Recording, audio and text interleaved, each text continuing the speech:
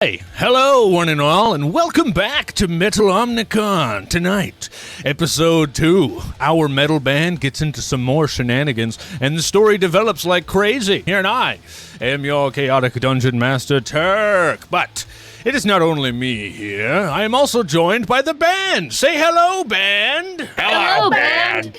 Good to see you guys. Hi. I'm Emmy from Emmy's Art Stuff. I'm also from Forge of Lore. That's right. And yeah, that's me. Roger, how you doing? I'm doing good. I'm Roger, and I'm played by Connor. Hello, everyone, other known as Psycho Stash. And you can find me here on the Grouch Couch. This is where I reside. It's where I live. Hi, I'm Children of Proteus. I make comic books about fish people. I'm here on Twitch, and I make stupid voices and do makeup, and that's why the Grouch Couch allows me to be here. That's right. Yeah, the day you stop is the day you leave. The day I show up is be like, I'm gonna be a human character. They're gonna be like, you out.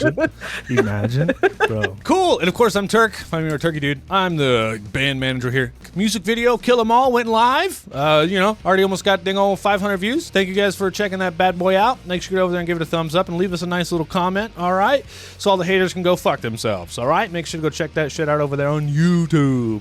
Additionally, our Spotify has been updated. All right, it's just the Grouch Couch now. Check out us up over there on Spotify, and please, for the love of God, if you haven't already, please give us a rating on Spotify.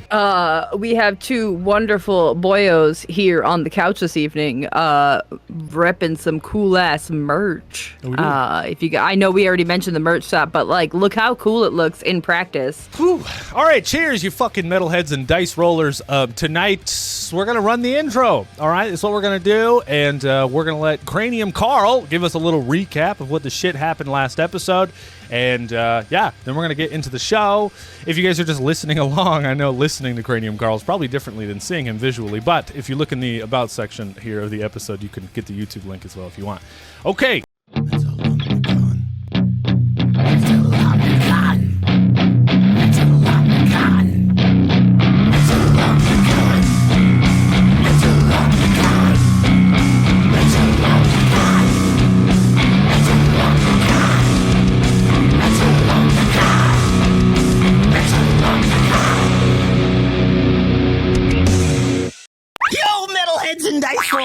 Cranium Carl here, floating in to give you the lowdown on the latest batshit crazy episode of Metal Omnicon. Buckle up, because this ride gets wilder than a mosh pit at a Ghost concert. Alright, so picture this, dudes. We kick off at a gas station where our goblin rocker Roger is straight up hustling the attendant for the bathroom key. Turns out the key's in the dude's prison wallet. Yeah, you heard that right. So Roger goes full on metal and retrieves it, along with the mystery flash drive. Talk about digging deep for a mission. Meanwhile, our vampire babe Aeon is scoping out snacks and runs into her neighbor Jeff Jefferson. This guy gives her a sentimental gun and some blood tea, like only at a gas station, right? And then there's Ananka, our astral traveling water genasi who's outside chatting up a raven spirit about being the chosen one. Classic mystical mumble jumbo, but hey, she's got to prove that she's the real deal, man. Back inside, the band dives into some deep philosophical debate about the supremacy of Walt Wiener-shaped foods. Yeah, that's right. Roger's all about that sausage life, man. Then things get spicy. Their manager hooks them up with a new heist. They gotta help this freaked out sorceress chick named Mira rob some kind of a pawn shop. Meeting her at a gnome-run coffee shop, Roger starts off by stabbing his own hand to show that he means business. Badass or bonkers, I don't know, you decide. Cue the heist montage. Roger and Ananka cook up a fog distraction while Aeon sneaks Mira out. They hit up the pawn shop and bam! Roger's blasting locks with his gun like he's in a western. But here's where it goes full Metal Omnicon. Ananka touches a raven skull necklace and whoosh, an air spirit pops up. Normal weapons? Useless. But Roger, this mad lad rigs up 7 vacuums to suck the spirit up, then takes a celebratory dump in each one of the vacuums. Only this band, folks. Only this band. Ha. Then they bail, fooling the dwarf owner that there's some random band named the Balloon Knots. Genius or what? And the night winds down, back on their trusty bus, gearing up for the next insane adventure, but not before Mira gifts the crew some crazy mystical page to some weird-ass book that has something to do with Metal Omnicon. So there you have it. Another day, another demented dilemma for Metal Omnicon. Tune in this week for more madness. And remember, stay metal, stay wild, and rock on, dudes. Fuck yeah! Thank you, Carl. Appreciate it. Oh, Full I love on him recap. so much. We're going to start our episode. How else shall we, my friends, start the very next, the second episode of the story that has yet to have been storied right here on Metal Omnicon, but we will be starting off this story at a concert. A show that our three characters are putting on for their lovely underground audience of rebels and riff-raff rebels trying to take down the Supreme 10. That's right. Our three metalheads. Now, let me set the scene here before we get into this. A little description of our venue. This venue here is called the Electric Anvil. Now, the Electric Anvil is a legendary venue known for its pulsating energy and its iconic stage. The walls are plastered, of course, with vintage band posters and graffiti, giving it its rebellious charm. The stage is set against a backdrop of dynamic, color-changing lights, and the air vibrates with bass. As the crowd pours in, the atmosphere becomes electric, a mix of excitement and anticipation. The audience is a diverse blend of punks, metalheads, and casual music lovers, all gathered to experience the raw power of live music here at the Electric Anvil. Now, before we begin, Eon here has a ritual that they must perform before every concert. Now, you've sent out a message to your followers to see whom would like to be fed on during this concert. Would you like to improv a little bit, or maybe what this message was? Oh, yeah. On her socials, it says, "Hey, who wants to be fed on tonight? Gonna be a bloodbath. Yay!" Send.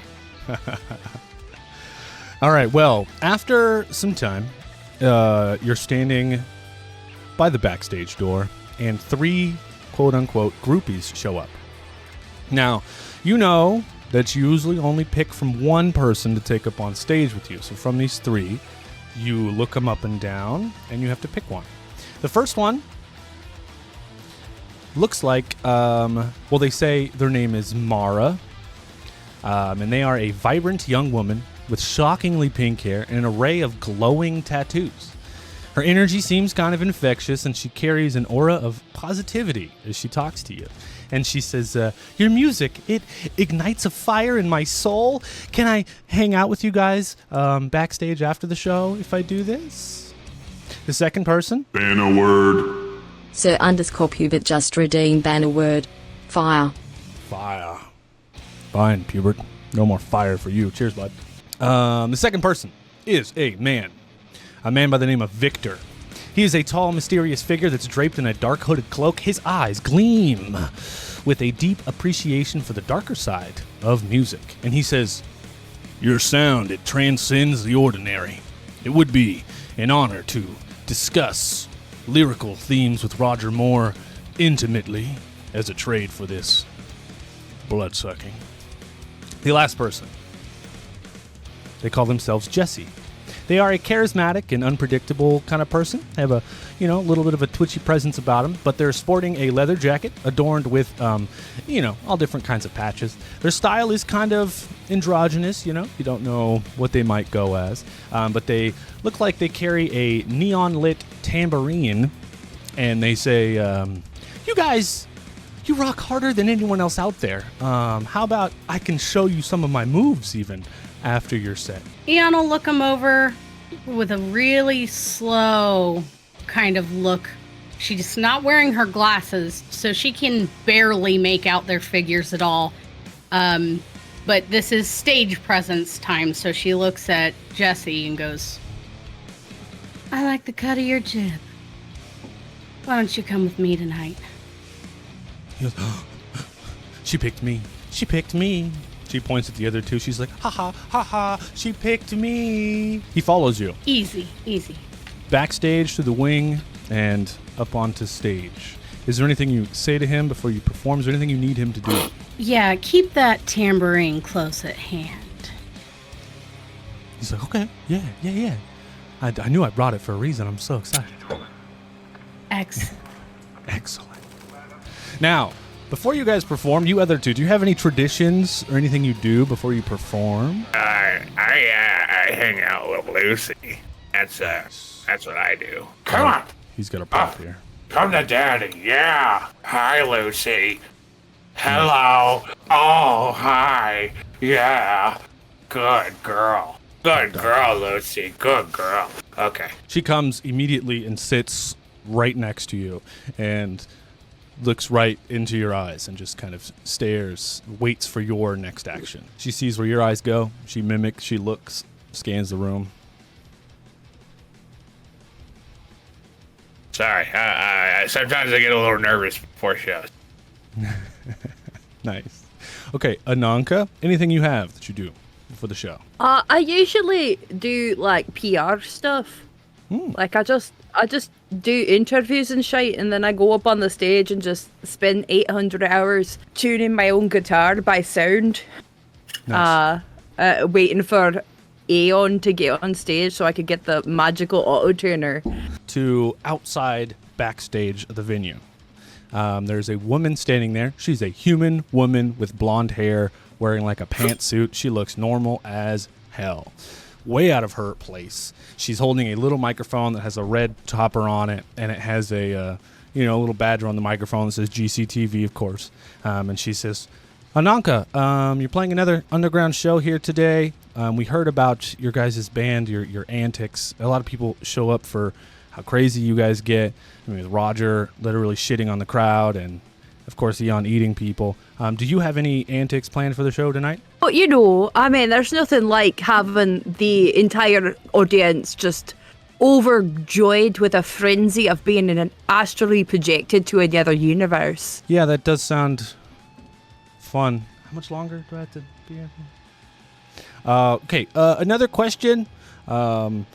This metal music thing, do you think it's just a fad, or? Oh no, it's for life, baby. It's gonna go on forever.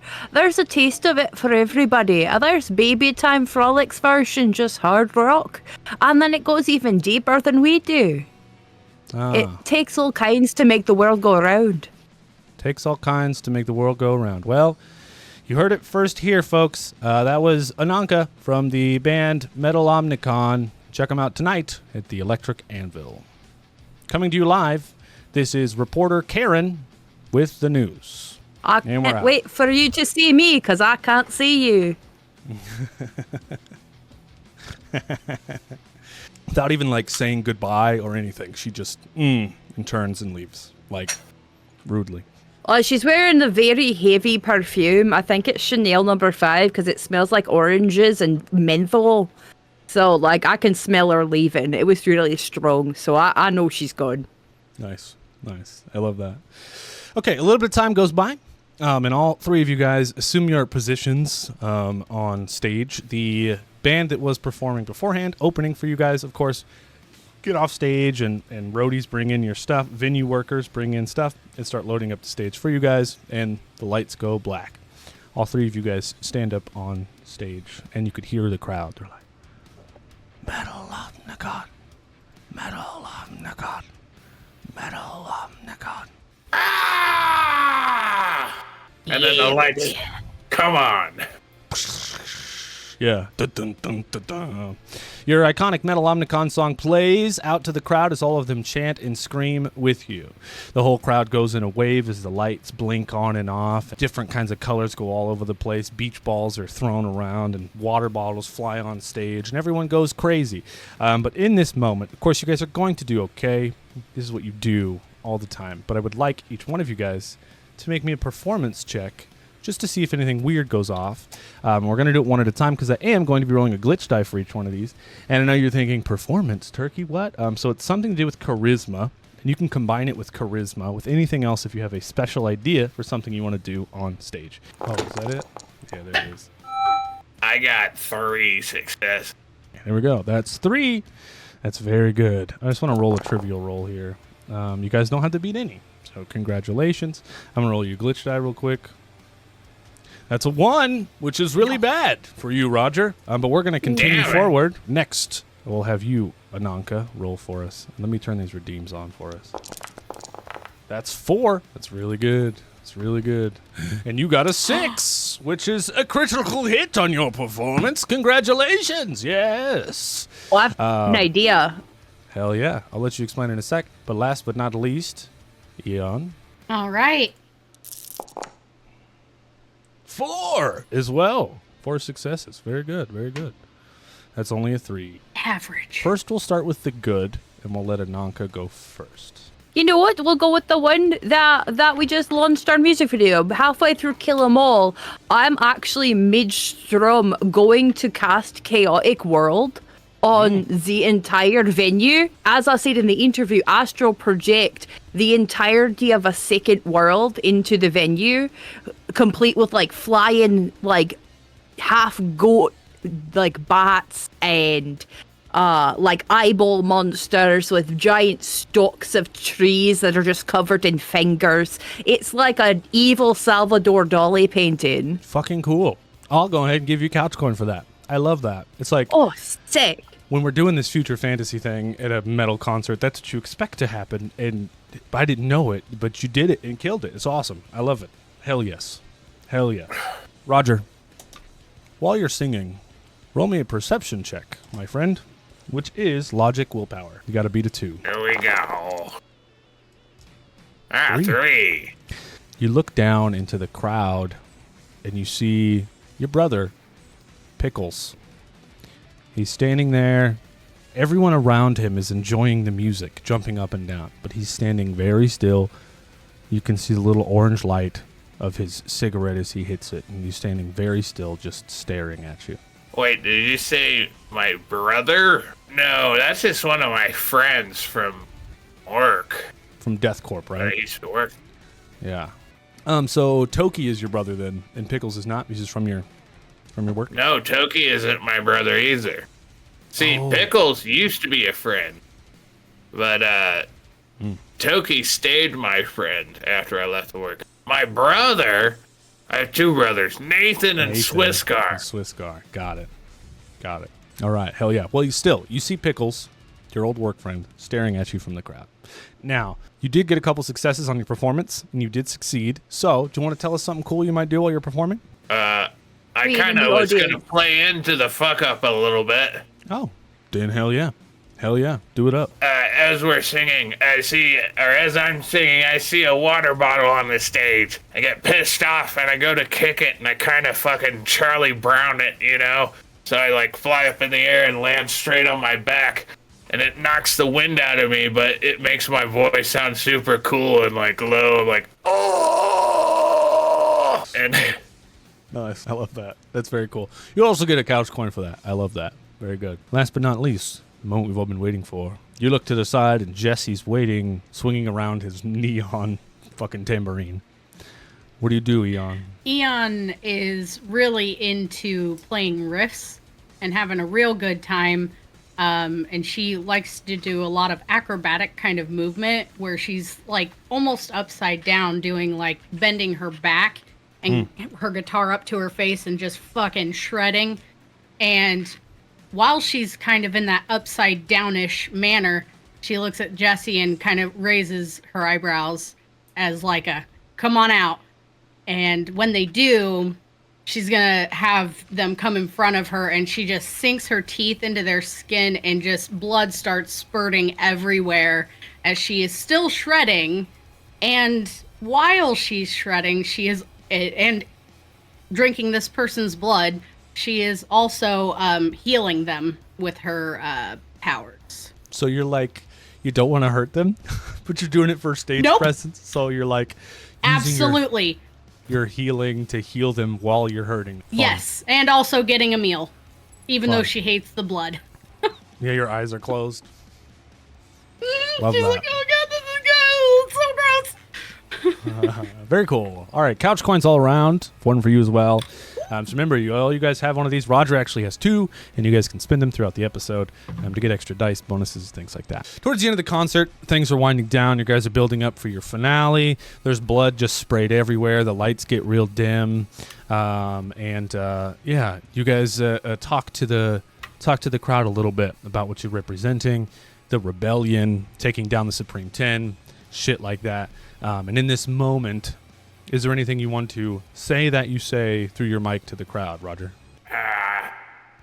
Whoever drives Hey, Boyota Tias, you left your lights on, and you're parked illegally. Nice, dude. I was told to say that by the guy in my ear. Okay. And then that's how your show ends, I guess. All right. You guys run off stage. The whole crowd goes wild. They all clap. The house lights come back on. All of the visuals fade away. The janitor comes out to mop up the blood, as he always does. And you guys run off stage. All right, Scruffy. It's fucking damn Scruffy. They're cleaning up the blood. After the electrifying performance that you guys played here at the Electric Anvil, the atmosphere backstage is buzzing with excitement and chaos as you guys begin to mingle with fans and groupies, stuff like that. Yeah, you guys are all chilling backstage. Now, do remember, back here there is fresh guitar strings. There's a whole cheesecake that your band manager provided. It's bloody right there is. If he skint on us again, I was coming for blood. Amongst people, it's a lot of the usual fans and folks you get, but there is a mysterious figure that catches your attention. But as they approach, where do we find you three sitting together here backstage? Paint a picture for us. I am actually set up on like there's a couch backstage, and I'm set up on that, surrounded by my own set of groupies. But what I like to do with them is essentially do like touch magic and tell them how they're gonna die. Oh. That's brutal. But I'm sure that they want to know. They think it's great. Love it. Yeah, they eat that shit up, dude. Yeah. I'm just kind of like standing on a wall, and there's like, groupies walking past going to either of the girls, and, I'm just like, hey, lead singer of the band. Lead singer of the band. Hey, I'm the lead singer of the band, but they're just walking past me. Can one of them just turn and be like, yeah, all right, Boyota Trius, and just keep going? Yeah, for sure. But then I feel like there's one like awkward guy, and he's wearing like a really old like fucking t-shirt. You remember the ones that has like the dogs on them, but it's like Dragon Dog Z, and it's like like a bunch of dogs. The big dog shirts. He's wearing a big dog shirt, and he's got like some stains on it, and he's like, hey, you're the singer of the band, man. That's like super cool. Yeah. Thanks, bud. He starts talking to you about something that's totally irrelevant, like, yeah, I'm gonna go get a tattoo, I think, of like my grandma's rosary like over my arm or something really cool. But I had my motor scooter and I forgot that like I had to put gas in it. But that's okay, because like my mom, she was gonna give me gas money. She forgot to give me gas money. But that's actually because last night she bought me Lunchables, and they were like really good. But I'm just slowly getting more. You make this joke, but I've had this conversation with people at cons. And I get sick of it, and I just start beating the shit out of this guy with my mic stand. Gonna roll. We're just gonna do a quick little contested roll to see how this goes. And if he wins, it turns out he was a martial artist as well. So we're gonna go on ahead and roll this. He does basement karate. Yeah. He got 5 successes. Beat a 5. Ooh. You got a 4! God damn it! Unless you want to spend your couch coin, you're getting beat up by this kid. Couch coin or fucking reroll. Yeah, chat, do not reroll. Do not do it. I love this. Failures are so much fun, and this is one of those occasions where, yes, I kind of want it to happen. Cool. Thanks, guys. If you want to spend a couch coin, the way the couch coin rerolls work is you get to reroll 1 failure dice. So you keep your 4, and you just reroll 1 of your failure dice. All right. Well, can I describe how this happens then? Sure. Viable _nerd used to reroll turn. Oh, damn. God damn it. Shit. He got a 4. That it ties is what it means. Mild success. That's very clever, Southpaw. But this basically neutralizes everything. So you guys basically are slap fighting each other, and nothing happens. But I'll let you continue to explain it. Yeah. Well, I want to wind up with my mic stand. Like, it's going to be a really devastating hit. And as I swing it, this guy in the shirt just, like, grabs it out of midair. That's not very nice. I'm like, oh, you're fucking down! And we just start slap fighting each other. And he's like, no, my mom told me that whenever this was going to happen, that I was going to have to take my gloves off, but I don't want to take my gloves off because my mom bought my gloves from Walmart, and Walmart's like my favorite place to go shop, and there's a Walmart that's connected to the mall down the street, there's a Target right next to it, and I go into that Target, and I totally buy Yu-Gi-Oh cards all the time. I was in there last week, and I bought a Reese's Pieces, and there was a cool guy in there that I know.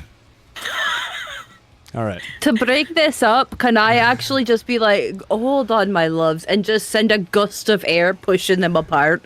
No, we're building a scene. Let it happen. Now we're moving over to Eon. Eon, what are you doing? Eon is draped across a leather couch, holding a cocktail that is blood that has been dyed blue, so she's not as grossed out about it. Nice. And she is just watching, and she's uncharacteristically super calm, chill, and just gazing at them fighting. And she's like, cheers. Mm-hmm. And takes a sip. Hell yeah.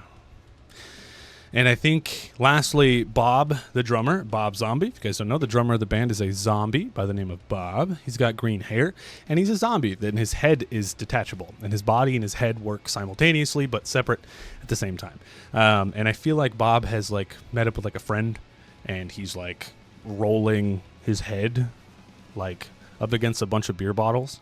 And every time it knocks over, I feel like Lucy is grabbing the head and bringing it back to Bob.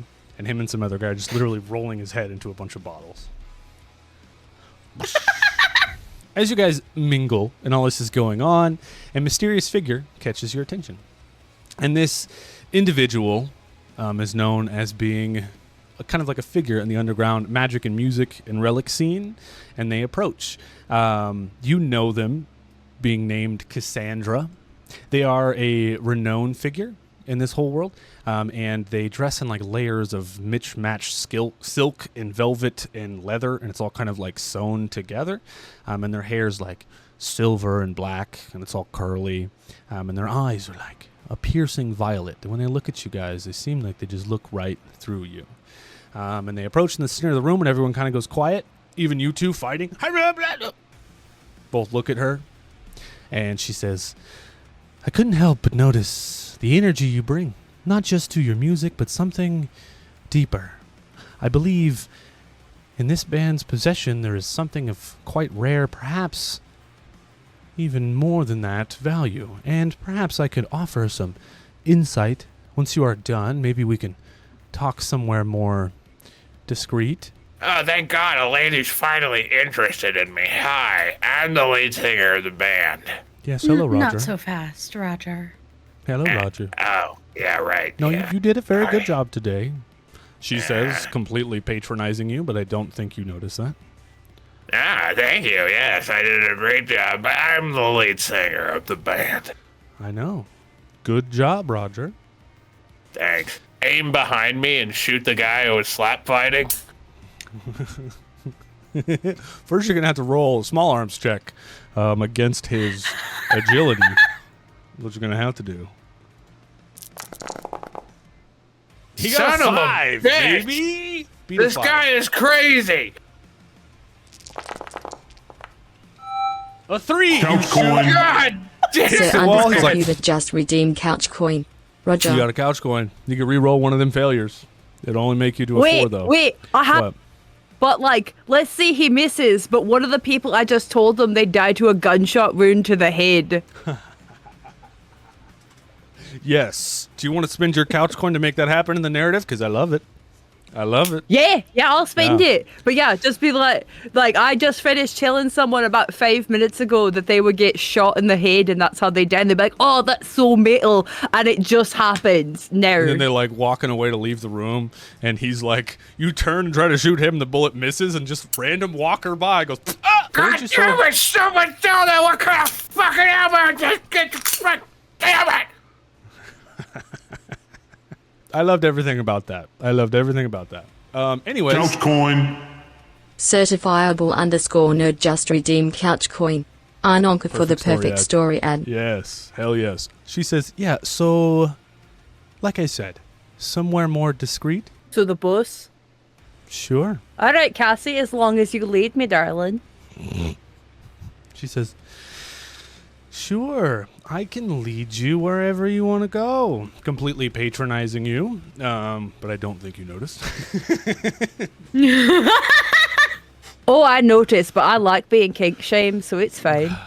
You guys nudge up Bob Zombie, and he stands up with the keys, and he puts his head back on his shoulders. And Lucy runs over to your legs, Roger, ready and prepared to follow, loyal as ever.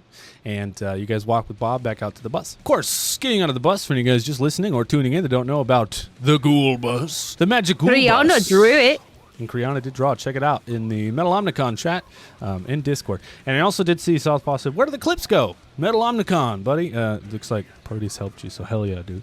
Anyways, the Magic Ghoul Bus is a converted tour bus that's been transformed into a mobile fortress. Inside, it's a mix of comfort and chaos filled with instruments, recording equipment, and magical artifacts, as well as purple lilacs and little paintings. And of course, Bob Zombie, the band's drummer, is always behind the wheel, ready for a quick giveaway. And the bus's exterior is adorned with runes and charms, and of course, a big painting of Roger on a mountain being struck by lightning. You guys sit down towards the back. She lays out on one of the larger couches in there, and you three join her. Lucy runs over to her nice little dog bed and begins squeaking one of these toys that I'm sure Roger picked up for her on a previous date. Oh, Lucy, one of these days we gotta teach you how to play the keyboard. She says, your performance was captivating. I am an expert in ancient magics and artifacts. I do believe that there is something that you stumbled upon that might have fueled your performance tonight. Is there anything recently that you've come across that might be of Do we know this person personally or just know of her? I think Ananka has heard of Cassandra from Jillian Vanderbeek. And I do think you guys have heard of her just being around and doing all these jobs and stuff. Anytime you deal with an ancient relic or something like that, Cassandra's name gets brought up. You could say that. We came across a few things. Anything in particular you're thinking about? There has been rumors recently of, well, people coming into contact with an old ancient magic. And I've even heard from some Death Corp workers that the Supreme 10 has also been after similar pages. And you three have a glow about you that is a similar glow to what I've seen from other people. What's your interest? Well, I'm just looking to help you guys, and I don't want it. You can keep it to yourself. Even if you do have one of these pages, I can't identify it myself. But what I can do is lead you to someone who I think can. What you want in return? Well, nothing. Nothing at all. Just that you don't let it fall into the hands of the Supreme 10. I mean, mostly, because fuck those assholes. Yeah, fuck those assholes. I was about to kick you out of the bus just for bringing them up. Did I mention that I sleep here? Yes, Roger. Good job. Yeah. You do sleep here, yes. I don't have my pants on currently, and I'm just sprawled across the couch. I believe this is called freeballing. Tell me, okay, we're making a bunch of spoof album covers for this band, and Connor had the idea to do the Nirvana album cover, but it's him as the goblin in the swimming pool with his dong out. That never happened, but it was an idea that we had. Yeah. It might be sketched. The Nevermind album cover by Nirvana with the baby in the pool. Hell yeah. Jeff Powers! Powers for subscribed fan art. Can we canonically make it so Roger has a tiny willy, but he has gigantic testicles? Is that what you got going on, Roger? Is that true, or? It looks like a field mouse sitting on a beanbag. Play! Mr. _ Abstracto Shame just Roger. redeemed pause. It's Distracted. like a hamster. The timing. Everyone's just quiet, and he's like, field mouse sitting on a beanbag. Love it. Okay, well, back to the story at hand. She says, yes, if you want my advice, that's fine. I can guide you to my friend. Maybe figure out what the hell's going on with the whole thing. But just, promise me that you guys, will handle this well. I know your work. I know you've been working with Mr. Johnson, and I think you'll be able to handle this. Yeah, You know what? I mean, one of my teachers spoke very highly of you. So you know what? I'm willing to give you the benefit of the doubt. Jillian, have you heard from Jillian recently? Actually.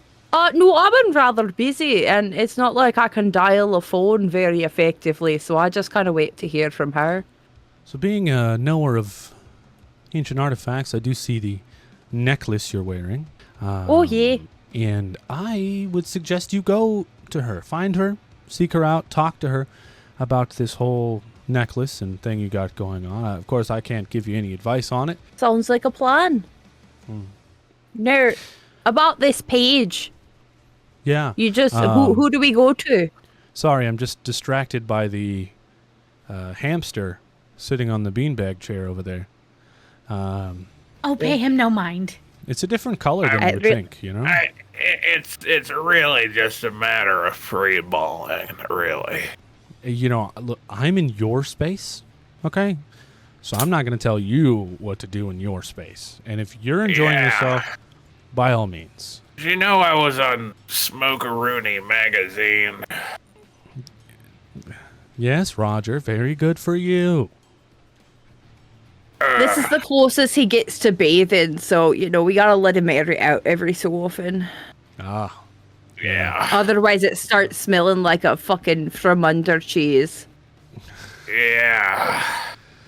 Okay, well, you want to just pull that curtain, and then maybe I can talk about this without being distracted by the goblin's nose over there. Here, I'll help Ananka find the curtain. Nice. You pull it shut. She goes, okay, so I have a friend who is also an expert in ancient magics and artifacts. They are only known as the Crow. They frequent the underground market. The expert could potentially unlock secrets of this page that you have found. I mean, providing not only historical context, but possibly revealing what it does, because I don't actually know. But I think if they have it in their hands, they might be able to tell us. And maybe we can prevent any future catastrophes together. Maybe, possibly. How much you want to bet the crow's real name is Brandon Leigh?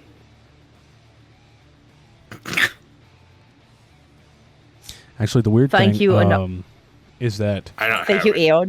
We'll get to that later. We'll get to what the crow's real name is later. Okay, yeah, she gives you the information, and she tells you where you can find him in the underground market. You guys know the underground market. You've been there before. It's actually called the Shrouded Bazaar, and you guys have been there before. She reopens the curtain, and before she leaves, she looks down at Roger, naked, with no pants on, and she looks over at Lucy. And Roger, you notice her just kind of like staring at Lucy for a little bit, like almost like weirdly, I don't know, way interested in your hellhound. Stop looking at my dog, you fucking pervert! She goes, okay, all right, okay, yeah, sorry, just keep an eye on her. Okay, you guys pack up. Your curiosity is piqued by Cassandra's mysterious allure, and the promise of figuring more about this magical artifact. You guys can head to the Shrouded Bazaar. Now, the three of you sit in the bus. You have the information of a man that old broad.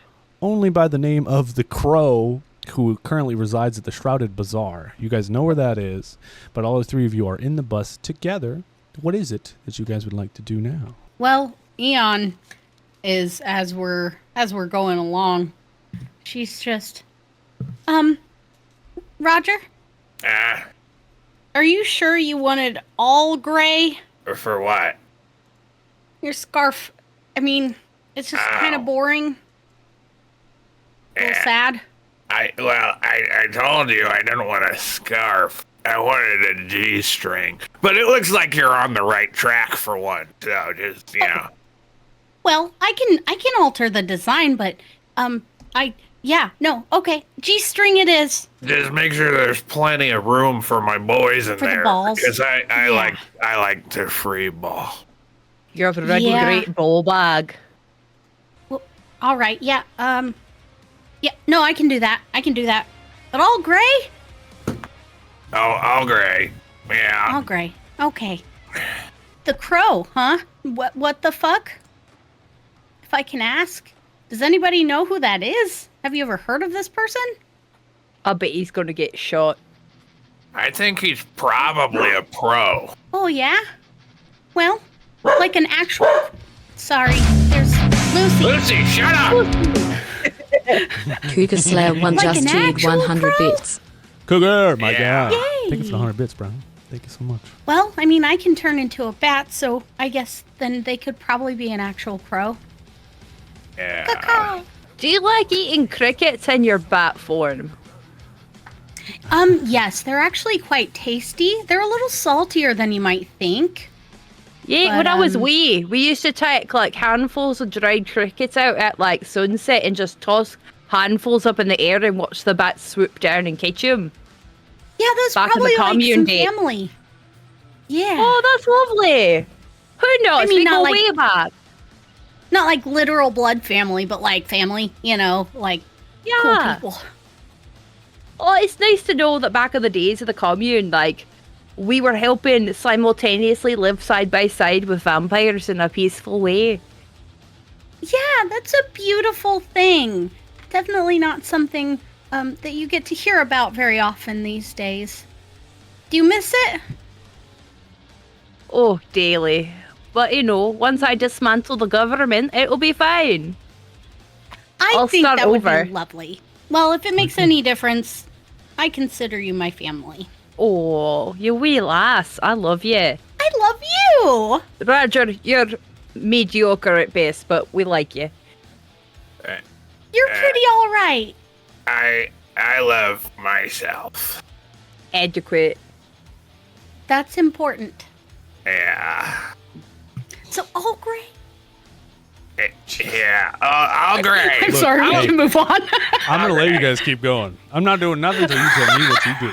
All right? That's the deal. How's it coming up there, Bob? Hey, man, just waiting on whatever you guys want to do, man. I'm, just chilling. Oh, we're not going to the Shrouded Bazaar? Oh, what's that? Oh, it's the place that we gotta go. Does anybody have directions? He hasn't For been Bob. driving this whole time. I have my man. driving underwear on. Something is clearly not right. Well, I was just waiting for direction, man. I didn't know what, Is that where you guys want to go, man? I like to take us there. Yes, I am wearing my driving underwear. That means this bus is supposed to be moving. Does he not Please see hurry. the glitter? The purple? Nobody sees It this. smells. I see the We- purple we glitter do- underwear, man. Is that means driving? Yes, we are traveling. We So just that did many long people may show. see the shape of my dong. Okay. I mean, Yeah, man. listen, we've done a long show. Get some freeze-dried brains from the mini fridge, pop them up to Bob, and that'll get his brain going enough to drive us to the Underground Bazaar. Oh, I'll get We're going to the Shrouded Bazaar. We've been there before, but he's slow after shows. You know this. I needs get the dehydrated brains out, and he'll have his little brain jerky, and we'll be on our way. Fuck it. Here you go, Bob. Cool. You hand him dehydrated brains. I feel like when he eats them, you can see his eyes kind of like line up a little bit. He like definitely is feeling way more energized. And instead of like, oh yeah, man, he's like, yeah, man, very cool. Oh, sick. So look, there's this thing I've Hold been on. working on, man. What? I take freeze-dried brains, put it in my mouth, and then I put this up to his ear, and just blow it into his fucking head. He's like, oh, look, man, there's this thing I've been working on, man. It's really cool, man. Look, you know how there's like this thing, man, that everyone's connected to, man. It's like all over the world, man. Like whenever you say, okay, Simon, tell me a thing. You know what I mean? Like, and then Simon says things back to you, man. Have you heard that, man? Well, I've been working on, this is Alexa, if you're paying attention. I've been working on this thing, man, because it's connected to the government, dude, so we don't want to fuck with Simon, dude. Fuck Simon. But what I did, man, you know how much I love this bus, man. What I did, man, was I got our very own, man. I've been working on it for a long time, and I think now is a good time for me to unveil it to you, man. And I have a name for it, man, and I want to know if you guys are cool with it. I'm going to name it Alfred, man. Alfred? Ooh. Yeah. So if we need directions to the shady bazaar, man, we can just ask Alfred, and he can take us wherever we want to go, man. And you've already built this? Yeah. I haven't hooked it in, though, yet, because, like, I figured this is, like, a band decision. I don't want to do anything without you guys, like, being cool with it. I don't want to hook it up to the bus if you're not cool with that, man. Oh, you're such a lad. Fire it away, Bob. thoughtful. Let's give it a go. Just do it. I don't care. We need to go to the goddamn bazaar and find the crow. He stands up, and he rubs your bald head, Roger, because you're shorter than him. And he's like, calm down now, man. I'm going to let you do the honors, man. And he hands you this little cube. It's, like, completely lit up and, like, neon light. And he walks over to a cupboard in the bus, and he opens the cupboard, and behind the cupboard there's all these crazy screens and electronical things with wires that just run throughout the bus. And he's like, here you go, man. All you got to do is put it in, man. Yeah. I'll do it with you, man. And he grabs your hand. Here we go. Ready? Then you guys slide the cube in together, and as you do, he goes, He's too short. You gotta pick him up, give him a boosty. I've got him up, man. You guys put it in together, and it boots up. And then this little hologram shows up right at the front of the bus. And it's like this man in this suit. And he goes, Oh, shit! Don't shoot the bus. just bullet holes out the windshield. And Bob's like, oh, man, I told you to calm down, dude. Come on, man. This is my bus, There's a man. fucking random guy on the bus. Don't worry, guys. I'll kill him. And he grabs your gun and he puts it down. He's like, no, just listen, man. And the suited guy goes, hello, Metal Omnicon. I am Alfred 1.0. Hello. How may I serve you on this day? We'd like directions to the Shrouded Bazaar, please. Done and done. And then it boots up on the thing.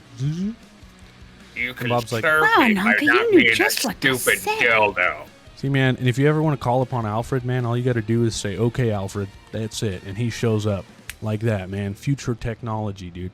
And if you want me to, I can actually hook him up for you guys to have on the go. For now, he's only in the bus. But if you hook me up with some money or some parts, you can have him on the go, dude. He could tell you anything about anything. Great. Can you read to me? Can you read to me? That would be lovely. I love That's books, my but I job, can't. Ananka. I know, but sometimes you sleep during the day. Yeah, you're right. He goes, yes. What would you like me to read for you? Bad Bougie Bitches 4, please. I heard Good Chucky choice. Jones. 50 Shades of Grey. Starts playing the Beatles. Alfred, stop. Read me my shopping list. Cheese. Add Alfred, refrigerator to your stop. shopping Cheese. list. Jeez. No flashbacks to General Electric. No. Open Spotify. Play Metal Omnicon. Nice. Alfred, stop. Alfred, turn off. For the love of God, Alfred. Alfred, Google, how many licks does it take to get to the center of a Tootsie Pop? Alfred, world may stop. never know. Alfred, Okay. check my grocery list. Grocery list. Alfred, Checking. Cheese. Refrigerator. Alfred, when should you be concerned about the size of someone's testicles? Checking. Alfred, stop. Stopping. All right. I was trying to look up a children's Alfred, book to read to you, but I'm wasting time doing that. I'm not doing that anymore. Alfred, how many times does one pee in a day? Should we be concerned about their prostate? Alfred, Do you want me to snap look up this that. information and tell you right now? Is that what you want from me? Huh? Incognito mode! I say, we're an educational channel. We got to let the people know. Oh my god. Alfred, show me pictures of the centaurs. And he shows you Naked. pictures of centaurs naked. He does that. Oh my god. No, Roger's search history is just my brother's search history on my PS Vita back in the day, where it was Okay, nude so- boobs and naked Star Wars. Jesus. I love that. Nude boobs. Full disclosure, I first came up with this idea because I wanted to make a command to where chat could okay Alfred. That's what I wanted to do. So we'll see if we get there. But for tonight, chat, just at the Grouch Couch and then say, okay, Alfred, if you want me to Google something, and if it's cool enough, maybe I will. All right? Because I do have this thing, and all I have to do is mute this here. According to the NIH, the average adult human has anywhere between 3 bowel movements per week and 3 bowel movements per day. There you have it. 3 asked a week about- or 3 a day, completely normal. Any more than that? Any less than that? If you're only taking a shite once a week, there's a problem. And if it's coming out and it feels like it's made of pins and needles, see a doctor. There you go. If you're taking 5+ shits a day, it's time to change the diet. Stop living off corn dogs and tornadoes and eat a fucking vegetable. Or maybe, just stop eating things you lactose intolerant fuck. That's... Cheese. Okay. I am looking up one last thing, and then we're going to move forward with the story. Anything else you want to ask, Alfred? You know what? No, I'm just going to move on. Oh, you have something? Okay, Alfred. Which heart do you stake a centaur vampire in? The human heart or the horse heart? That's what Certifiable Nerd says. Oh, shit. That is a good question. I'm not allowed to answer that question, but we can ask. Alfred, stop. Repeat after me. Furry balls plopped menacing on the table. Sorry, I don't have an answer for that. You don't have an answer? Fair enough. That's it. Okay. That was a good question. Moving on. This episode now is going to transition from high energy concert to the dimly lit corridors of an underground market. We're now setting the stage for a night of revelations and negotiations, potentially altering the course of your guys' quest moving forward for the next few episodes. But first, we should start with, I think, maybe a little bit of description about this location. As you guys arrive to the Shrouded Bazaar, and as you descend down into the Shrouded Bazaar, the air grows cooler and the light dims. There are casting long shadows on the cobblestone floor. The entrance was hidden beneath an old derelict building.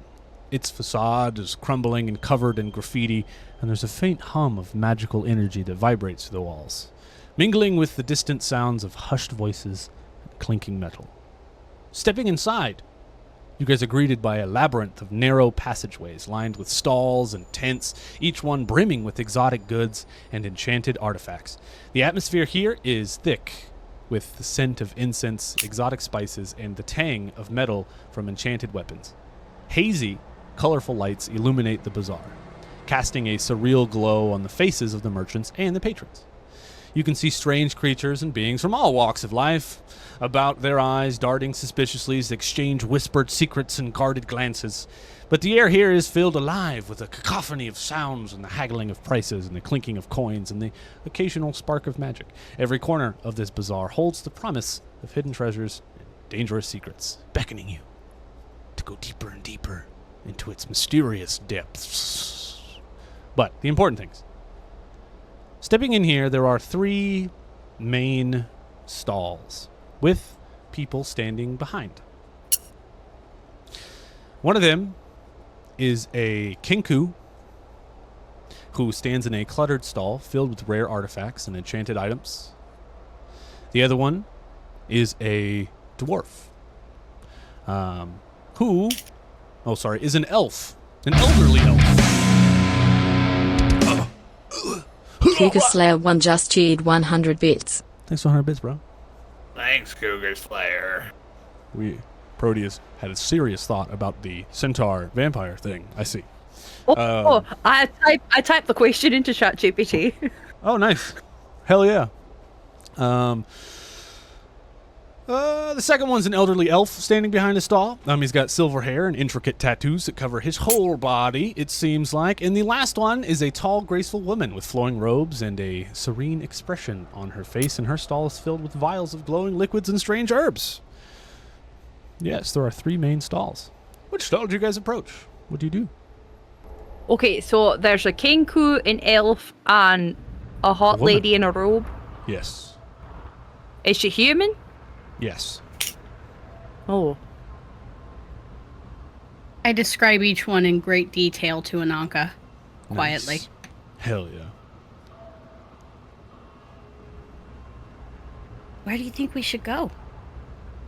Well, one of them's a bird, and we're looking for someone named the Crow, so we can just ask it its name.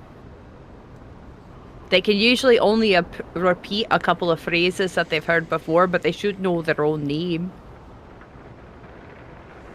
So just loudly, just be like, who's the crow? No, go up to the kinku. Go up to the kinku and ask for its name. Yeah, like now? You want me to go now? Like me? I mean, if you lead me over there, I'll do it. But you can do it as well. I'm just saying, if we're making a plan, Roger's already probably halfway running up the way, going to yell at each one of them, going, "Who's the crow?" So. Well, I was gonna give you a chance to say whatever you were saying, but since you already brought it up, I go up to the woman in there and I scream in her face, "Are you the crow?" Oh no. Connor playing his character. Yeah. Deserves a couch coin for you to play your character like that. You are. Yeah. She goes, but, no. But I do sense a powerful aura about you, my goblin friend. Perhaps you need a potion to unlock your true potential, or a drought to heal your wounds.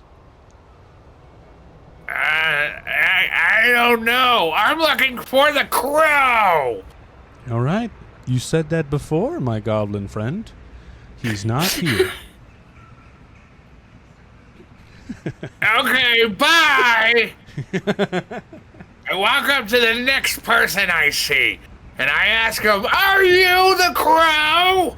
He goes, no, my goblin friend. But are you looking for something special? I am Varus.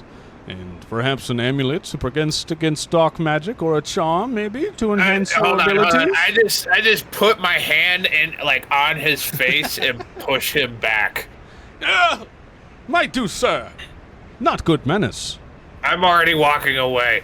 Next person, are you the crow? Oh my god. Are you guys following along with him as well? I'm standing in shock. Okay. As you approach this third stall yelling, there is a kinku. It stands behind a cluttered stall filled with rare artifacts and enchanted items. As you approach, you can see his eyes, sharp eyes, and he has quick movements with his eyes that kind of betray his experience in this dangerous world of underground dealings.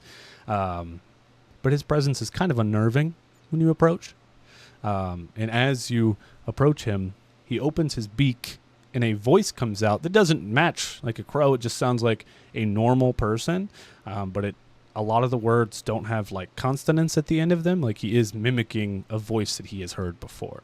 And he goes, hello, fellow troublemaker. I have items might interest you. You call me the Crow? Yeah. Are you the crow? If I agree to this explanatory statement that you have given, we must promise that our dealings stay pleasant. Okay. Do you understand normal dialect, or shall I speak in the Fae? I understand you, kind of. Hey, guys, I found him! Oh, thank the gods. Take Aeon's hand as she leads me down. Yep, I will lead her down. And he's like, hello, more troublemakers, I see, fellow troublemakers. Yeah, talk to them. I need to take a break from all this finding people. I have items that might interest you, but let's make sure our dealings do stay pleasant. People do refer to me as the Crow when coming from Cassandra. But my real name is... This is a wild creature who will be needing a wild name. And this is for the team leader of the wild to decide. And I have one in my mind, but if you would quickly check the wild Discord chat, maybe see one of the people who sent a message in that Discord there. Connor, and pick a name for me to name this crow. Oh my god, why am I blank? ChatGPT won't help me with my question. How to seduce a goblin? What a shame. Well, I think if you just touch him, I think he'll probably, I got this. Okay. Understand their desires, show respect to their culture, be cunning and witty, give gifts, demonstrate strength, and be able to understand sarcasm. And never forget the balls. Amy's fitting in just fine around here, y'all. If you were worried about it, nah, don't be. Thank God.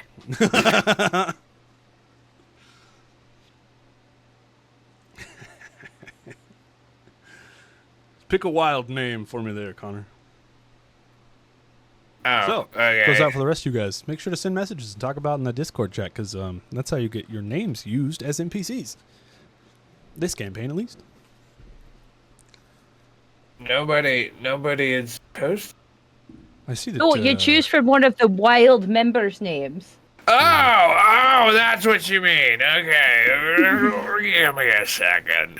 Wild chat. Yes, Connor, yes. No worries. Let's see. 100% facts. Roger just likes to do the yelling. Yeah, well, that was hilarious, though. I love it. Hell yeah. The Order 50 rolls of single ply toilet paper. God damn it. No, Steve. The crow's name is K. Just the letter K. Is that for Kriana, I'm assuming? I think so. All right, I'm done. But I like that. No, It's very Our simple. token Australian. K. Yeah, he goes, well, people call me the Crow, but my true name of the Fae, Kriana, but people call me K. Now, What? Oh, no. my 3 friends, what can I do for you? Wait, we're not killing this guy, right? Oh, Roger, no. You got it. Thank you. Put that away before you hurt someone, including yourself. I never do that. As I put it away. No, Ow! Not the balls. Yes.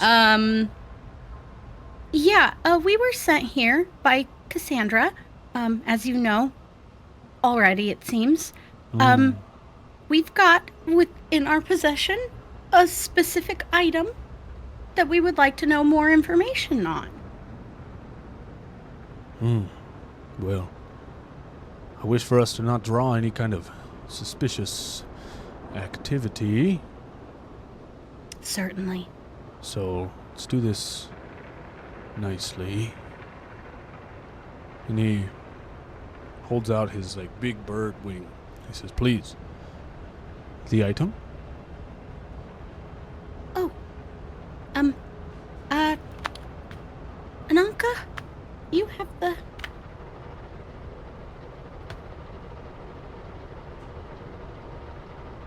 goddamn corpse, Shinobi. And he takes the page. And as he takes it, there's like this yellowy glow about it that kind of engulfs him. And you three feel it leave you. And it goes into him as he holds it. Oh, no. And he goes, oh, yes. Let me examine. And he pulls out this little monocle and he puts it on his little beak, and it's balanced between his beak and his eye. But you know how birds' eyes are on the side, so he like puts it on the side of his head and holds up the page to the side. And he's like monocling this thing and looking over it, like examining it. And as he examines the magical page, a shock comes over his jaw, and his jaw drops, and then he takes in a different voice that he had before. It's no longer calm and collected, but it's kind of scared and excited, and but still not his own voice. And he says, this page is connected to ancient book, a very, very ancient book. What did you three say your names were again?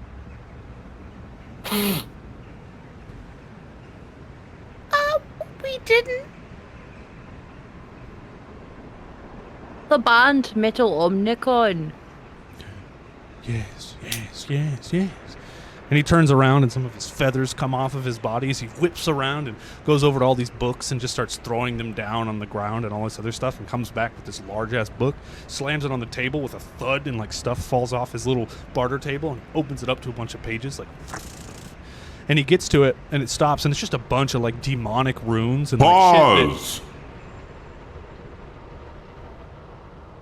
Play! Sir underscore pubit just redeemed. Pause. Pause.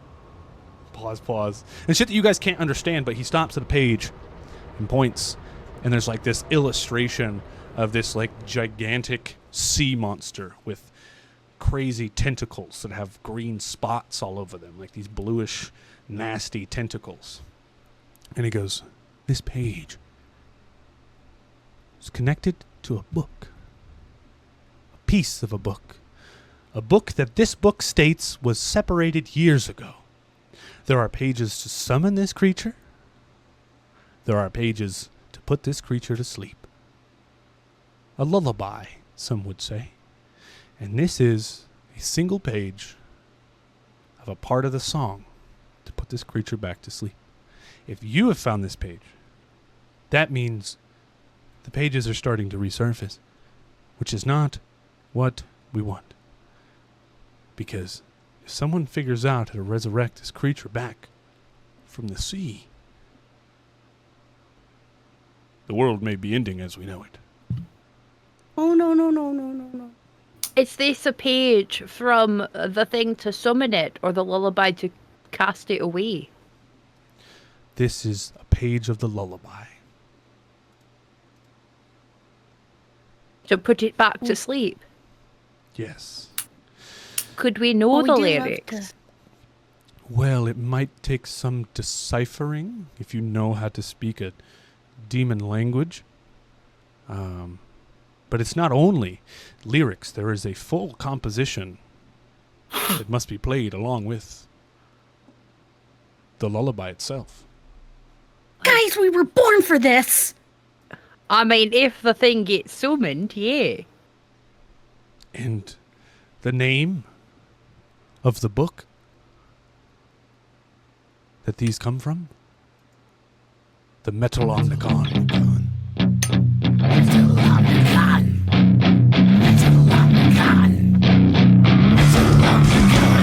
Yeah. You're tell us the name of our band is the name of the same book that's supposed to summon and put away some crazy creature. Yes. Who came up with the name of your band? Well, yeah, Roger and Aeon have been here before I have, so that would... Which one of you started the band? Well, it was kind of a mutual thing. Roger was really, really high. Yeah, that kind of happens when you huff your own feces. Yeah, I told him to stop doing that years ago. Why the fuck no are you telling. doing, Jankum? It's free. It's free. You're wrong. Fucking doing jankum, you fucking degenerate. I know you're supposed to yes and, but my gods. I got some IT still. There you go. Yeah. The crow, K, hands you back the page. He says, yes, I can try to decipher these words, but I will not hold on to this for you. This is scary business. Keep it It secret, keep it safe. Good. Now, I've heard that somewhere. you three are standing there, and to the left of your feet, Roger, you're standing a little bit back under this bit here, and to the left of your feet, a clay pot smashes on the ground, and you look up. All three of you do. Roll me perception, everybody. Willpower logic. Willpower logic. Holy shit. You gotta beat a 5, y'all. God damn it.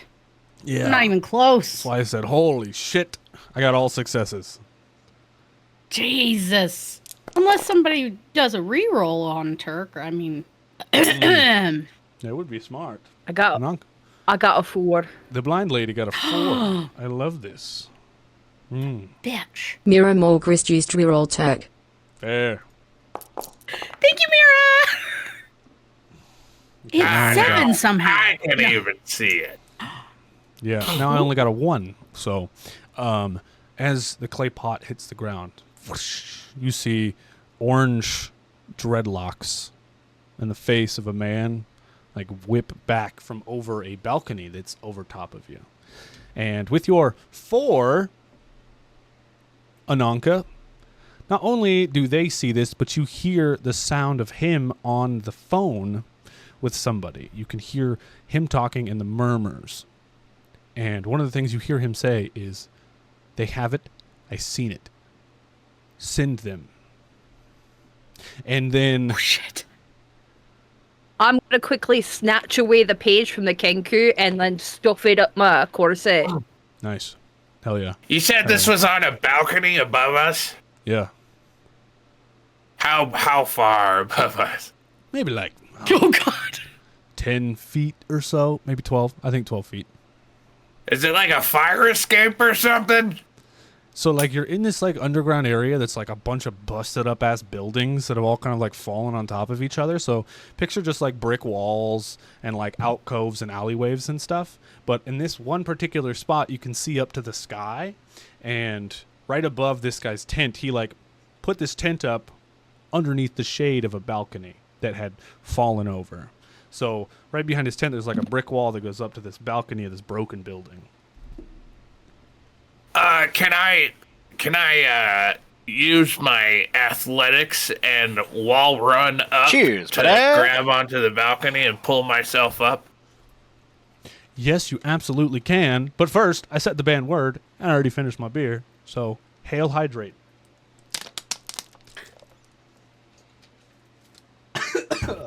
My bad. You're not supposed Okay. to breathe it.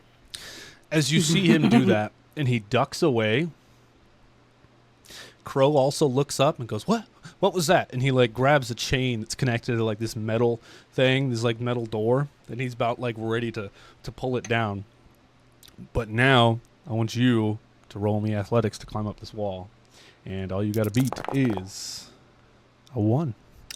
Okay, well, I'm going to use my new Gifted item. specialized South skill. Funk just redeemed random item. For Roger Rageface. May your potential for catastrophe skyrocket. Hell yeah. I'm using my new skill, which is gymnastics, or other known as parkour. Parkour! Parkour! Hold on, I need As one long as thing. point A is delusion and point B is the hospital, that's, yep. Wait. I got a 4. Hell yeah. That's right. Nope. Sir _ Pubit used reroll Roger. Hey, children. I need one. They thing. give and they take. Is that No. a reroll everything or reroll my failures? Everything. That's a reroll It comes from everything. chat. It's a reroll everything. Yeah. Okay.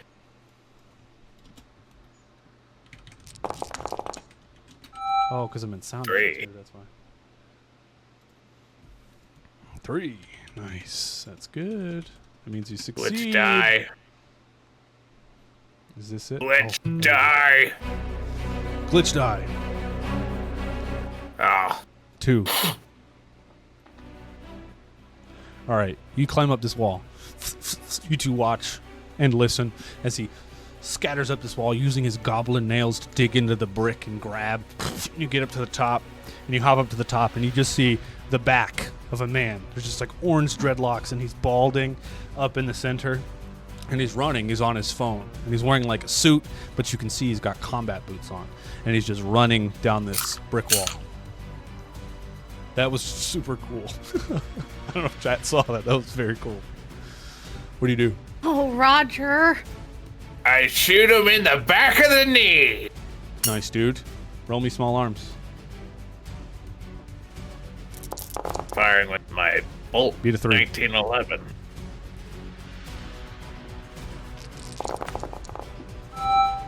You also got a 3, which means nothing happens. You fire, and it's almost like you hit like a piece of metal on the back of his knee. Ding, and it bounces off. And now he's twice as far away because he keeps running. God damn it. Oh, glitch die. That's a 1. So your bullet actually bounces off the back of his knee. This is a glitch. It's a bad thing. Bounces off the back of his knee and hits like a pole that hits a wall that smashes a bunch of bricks down in the middle of the wall. Now there's a bunch of bricks all over this wall separating you and him. God damn it. Shit. What? Ananka, if you want to physically stay here with the crow, I'll be back. Bat! And she turns into a bat. Hell yeah. You know I can just astral project and follow him. She goes squeak, squeak, squeak, which means that's what I meant. Badass. Okay, do you have to roll anything to turn into a bat? Nope. I can just turn into a bat. Okay. You do that. I'm going to try to chase him down. I have Hell no yeah. idea what kind of roll you want. So you get movement. I don't think it's probably not going to say anything about extra movement as a bat, right? It's not going to say anything about that. Now let me see here. Shadowrun's bat form, critter power. You can just slip through cracks and just turn into a fucking bat. That's one thing you can do. Okay, so what you can do then, as a bat, I'll let you make an agility check to chase him down, and I'll make it versus an easy roll because you're a bat. Oh my god. You got That'll 2 out of fucking 14 my dice. God. But thankfully, I only got a 1, so that means you succeed. Glitch die. That's a 3. Nothing happens. Okay, we're fine. We're fine. We're fine. You fly as Connor's bullet bounces off, Roger's bullet bounces off the wall, and the bricks fall. And you fly through the bricks, like through the sun.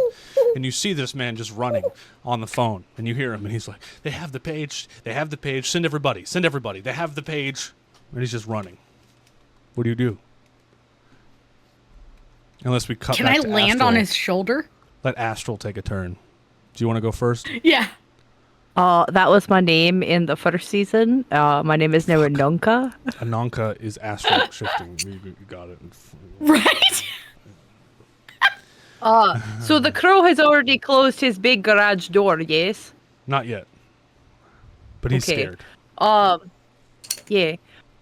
Kind crow, Yeah. if Yes? you would be so kind as to lead me back to my bus. I need to be somewhere safe. Come in here. Come in here. And he pulls you in and he pulls down the garage door. Alright. I will be motionless for a while. Don't worry. as long as my body stays safe, I can come back freely. Okay. So I'm going to use my power of clairvoyance to essentially astral project, which allows me an effect that allows me to see far distances as if I was truly there. Mm-hmm. And I'm going to essentially use that to follow Pickles. Okay. In an astral sense. Your astral body comes up out of your physical form and you float up through the balcony and fly past Roger as Roger's just running with his gun like, "You son of a bitch!" And you just fly past him and you zoom through all the bricks. And then you catch up to Aeon as a bat. Now, Roger. Imagine my astral body, by the way, just for visual, is actually like wisping winds. Like it can't be seen because she is part of air. She's an air genasi. Right. So her spirit is just gust of air. Yeah. So cool. I would like to ride with Aeon as like a undercurrent. Is that the word I'm looking for? Essentially like a speed boost. Yeah, that's cool. That's super cool. Badass. Hell yeah. Okay, Roger. Hot. If you're chasing on foot, you gotta roll me acrobatics to get over all these bricks. And then what do? But first, acrobatics. Do you want me to roll gymnastics? Sure. My cool. Athletic skill? You gotta beat a 2. Gift an item. Frog Toys 2 just redeemed random item. For Anoka to deal with whatever shite Rolby gets in with their random item. Hell yeah. Which I still have them here. I'm just waiting. 4. Very good. You hop over. And now you're still a long distance away from this man as you're running. What do? Actually, since this is my gymnastics or parkour, I did like a front flip over the bricks, and while flipping through the air, I grabbed 2 bricks off of the ground. So I'm flipping over them. And when I come back to my feet, I throw the bricks at the guy. Hell yeah, dude. Wild. This will be an agility check is what you're going to do. Unless you have a specific skill you want to use with this. I mean, wouldn't that be agility strength for how hard he can throw? Yeah. Good argument. Yeah, good argument. Okay, agility strength. Here it comes. Okay, you got a 4, I got a 1, which means you succeed. Now, I'm actually going to roll his defense here, which I guess, is that what that is? I was doing like a check to hit, but I guess since you were actually making an attack action, you're supposed to be attacking against his defense, technically. We're just in the middle of a high-speed chase, so whatever. I'm going to re-roll that. This is He's a defense paying check. attention, so it would be a sneak attack, wouldn't it? Yeah, I guess so. Yeah. Do sneak attacks get any bonuses in this system? I don't think they do. I don't think they do. Well, maybe. I'm sure they actually do, yeah. But anyways, if you want to use a couch coin, now's your time to do so, because I got a 4, which means his defense matches your attack. Fine, I'll use a couch coin to re-roll one of my things. All right. Just roll me 1d6. Oh, that's a 2. Sad lad. But, glitch die. That's a 3. Damn it. Yes. I'm doing all this cool shit, but It's so nothing's badass, happening. dude. It's so badass. Like, what the hell? Hello, Shinobi. Hey, Stoonie, what's up? Everybody's here in chat. Hi, guys. Okay, shall I move forward? Do you want your items now? Sure. Sure. Yeah. Okay. Shinobs. Remind me for the glitch die. It's basically critical hits or fails on a 6 or a 1. Shinobi 190 used reroll Roger. Hey, look at that, Roger. Is that everything? I'll let you choose. Yeah. Since you re-rolled your couch coin. You could just do the 1 dice, or you can do all of them. Oh, I'm doing all of them. All right. That's a 5, baby! Hell yeah, that's very exciting. And now before your damage, you get the Ares Predator 6. It's a heavy pistol. Oh. Oh. Oh. You don't. Yes, Ananka. You got the item I wanted you to get. The chainsaw. Yes. Just a blind person swinging a chainsaw as they enter a room. Yeah, also, Mir, I appreciate you, but it's Shadowrun Anarchy, and there is a difference. So you have to double check and make sure that's in it, because you're using DV, so I don't think that that's right. But anyways, chainsaw! Yes! So I'm assuming it's back in the shop with Crow. So you don't currently have it, but he's probably going to give it to you afterwards. We'll double check. Wait, sounds good. Also, thank you, Mira, for fact checking. That's fucking awesome, and I love that. Thank you so much. Okay. A valued member of the studious members of the Power Faction. Hell yeah. Okay, so you chuck your brick at the man, which means this is gonna do trivial damage. I think a brick, 2 bricks maybe will do like 3 damage, and since you got 1 success over his defense, we'll call this an extra damage. We'll call it 4 in total. So what's gonna happen? Where's the music? He jumps up, you chase after him, you shoot a bullet, it hits his knee pad. Ding! A bunch of bricks come falling down. A bat comes from out of nowhere in a gust of wind. You guys catch up to him, and Roger does a backflip and grabs a couple of bricks and chucks them at them. It hit him both in the back of the head. And he falls to the ground, and his phone goes sliding all the way towards the edge of the wall, and his phone is about to fall off the wall down a cavern. You guys see that happening, but he falls down onto the ground and trips and falls and slides on his face. It's like road rats all over the side of his face. Can I try to catch the phone? Yes, you can. Roll me agility to catch the phone. Oh. As a bat? Hell. All right. And you got little feetsies. 6. We'll call this easy. You beat the 2. You succeed. You fly. And you grab the phone out of midair. And you still hear someone talking on the other line. Ananka? What do they say? Oh. I want to hear what they say. They say, you still there? Hello? Who is this?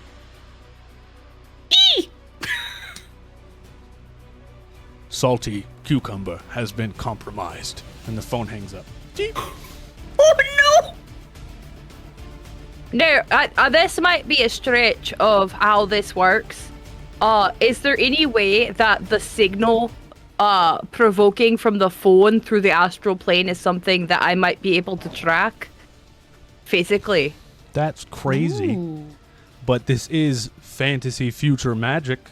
So these are the questions we are here to ask.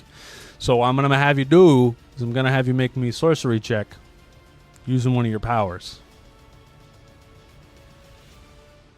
Which is not astral combat. Like you could, conjuring.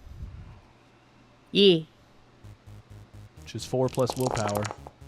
It's a 9 in total. This is super cool. How many successes was that? That was 0. Oh, that's a 2. You got to make sure you unclick your glitch die. Oh, every time. 2. All right. I don't think you're going to beat this because this is for sure going to be an average difficulty roll. And I got 5 successes. That's fair. It was a stretch anyway. And there's a 1 on the glitch die, meaning complication.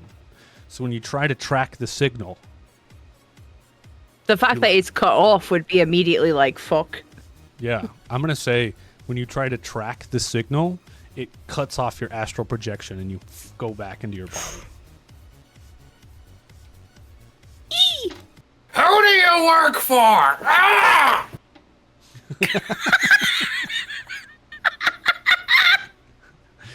Roll me a melee attack, close combat.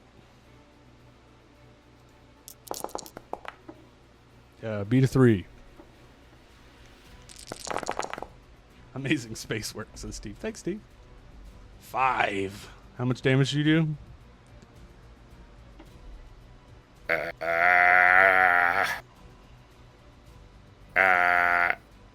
Well, it's just with my elbow, so is it like common damage or something? I think there should be. There should be.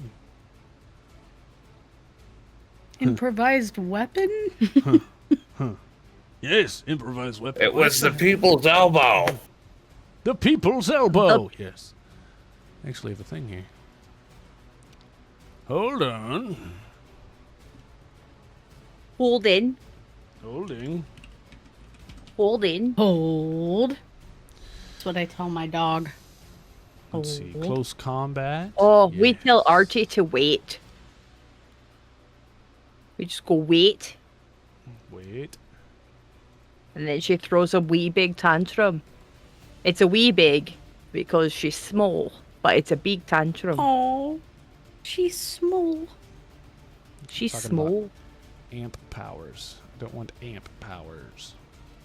Show you my amp powers. I feel like you do 2 stun. That's what I think it is. And then because you went over the damage, it's an extra 2, so that's 4 stun is what you're going to do to this man. Ooh. Again. So that's 8 stun in total so far. But I'll have to double check that. But I see another character sheet that has it as 2 stun. But I don't think that's right. Especially because you have all kinds of stuff. We'll double check. But for now, no worries. You jump on top of him. And you elbow him right in the stomach. And he goes, "Oh, dude, why did you do that, dude? Oh." And he rolls over on the wall. And you look. And for the second time today, you look at your old friend, Pickles. Oh, Pickles! God damn it! Why are you doing shady shit? No, dude, it's not shady shit, dude. It's good, dude. Oh, it's good. Guys, it's okay, guys. It's good. Yeah. I would like to drop the phone on Roger's head and go back to find Ananka, Okay. The phone leaving the bounces off your Chaos head. Goblin. I think it lands in your hands. Shit. He stands up. He dusts himself off. He's like, "Oh, doodly doodly dude, what's going on, dude? How are you?" I'm okay. I'm the lead singer in a band. "Oh, dude, that's cool, dude. I'm still working for Death Corp. You know, they got me as a field agent now, dude. It's pretty sick." Yeah, that's cool. But you heard how I'm a lead singer now. Oh yeah, dude, that's so cool, dude. You guys make money or like? Yeah, I sleep on a couch, and I got a dog. It's sometimes I wear pants, which is cool. Yeah. It's sick, dude. You still, I know you quit Death Corp because you didn't want to wear pants anymore, dude. So like that's, Yeah, totally.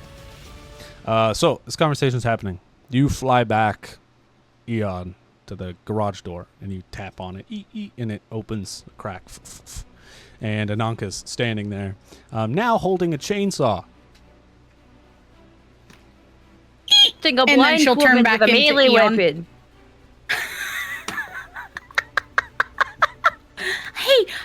Hey, so there's somebody up there with Roger. We should probably get back there as soon as possible, because I don't trust him at all. Yeah, no shite. Thank All right. you, Mr. Crow. Thank you for your time. It's like, you're welcome.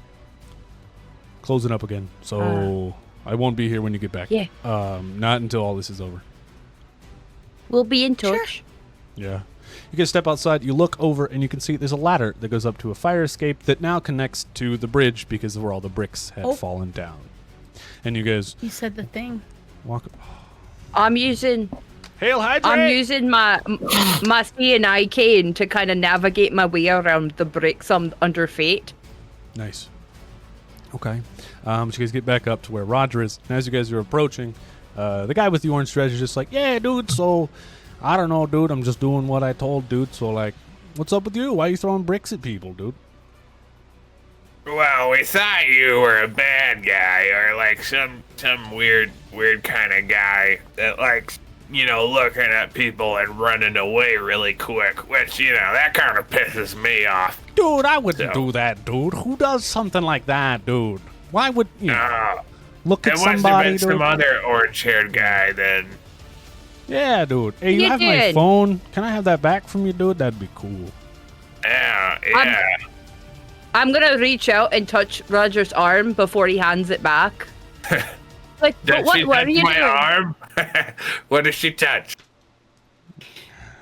She touches your arm. Yes. Yeah. Just grabs him by the balls. And he's like, Ah! What You, were you doing? oh, you know, dude, just hanging out, looking at the views, dude. Look at how nice it is out here. The canyon, the rotting trees, the broken buildings. To be quite So I honest, don't know you if seemed you're- like you were maybe I don't- saying something nefarious. Yeah, so here's the thing. I'm blind, but I'm not deaf. And That's you cool, dude. distinctly said the words, "They're here, they have the page, send everyone." Oh, no, dude. I said, we're all queer and we're in a cage. Once Don't again, be- I'm blind, not deaf.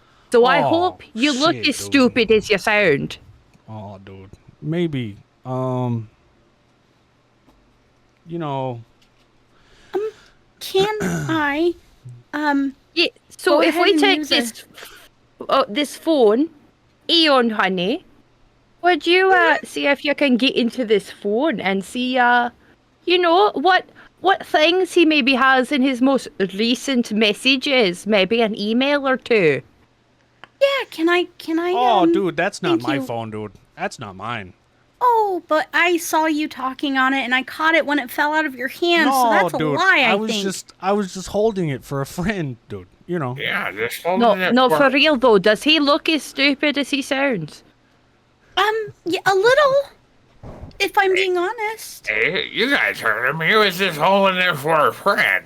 Yeah, dude. Does he I look think as stupid as Roger? No, it's Roger's old phone anyway, dude. I came here to give it to him. That's why. What? Yeah, dude.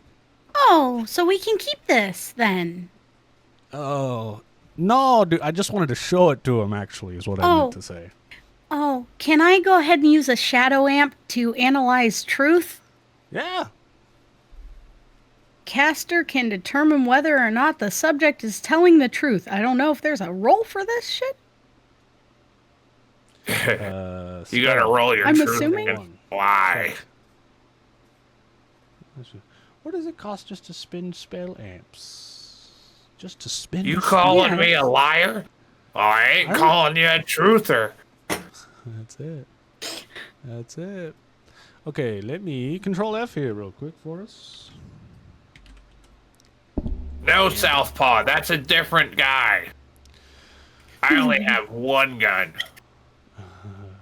Is it He's different? committed to her. And also should be committed. Bleeding edge happening. He's world. committed to her to the point of he stuffs his little willy into the barrel. Uses We it as all a know it doesn't a fit metally there. flashlight.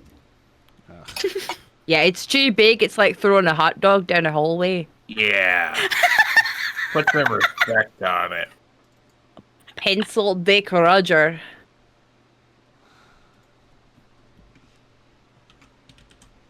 Trying to do it in there. That didn't work. All right. Rules are meant to be broken. Oh, I see why it was doing that. That's fair. Shadow amps.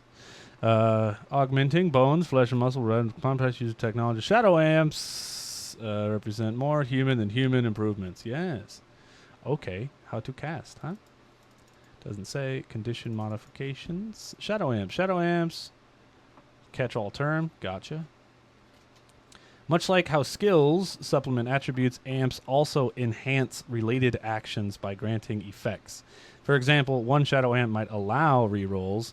Another one might allow bonus die in certain situations. Another one might act like a cue to a narration, etc. So I think you still have to cast something, and then or do an action, and then you get to use your shadow amp, right? I think is what it is. Okay. Yeah. Shadow amps So I and have a spell spells. called Analyze Truth. Oh, is that what it is? Oh, it's a spell. It's not an amp. It's both. Spells go in amps. Oh, I see. Yeah. I see. Yeah. So yeah, it's both. Gotcha. So then it's still an amp. Yeah. So what you can do? Hold on. I lost my page. Adept powers cyberware, bioware. Instead of casting spells, adepts use mana to perform physical magic. The Killing Hands adept power allows the player to deal physical damage instead of stun damage when using the unarmed weapon in close combat roll. And the missile parry power... Jesus. Haha. Fair enough. Yeah. Okay. Yeah, so that's what we're going to do. Roll me, my friend. You're trying to see if he's telling the truth, so I want you to make me a charisma logic check, and then you get to use your analyze truth spell with it, right? So we're going to do charisma logic. Alrighty. We're going to make it an easy roll because you're using a spell.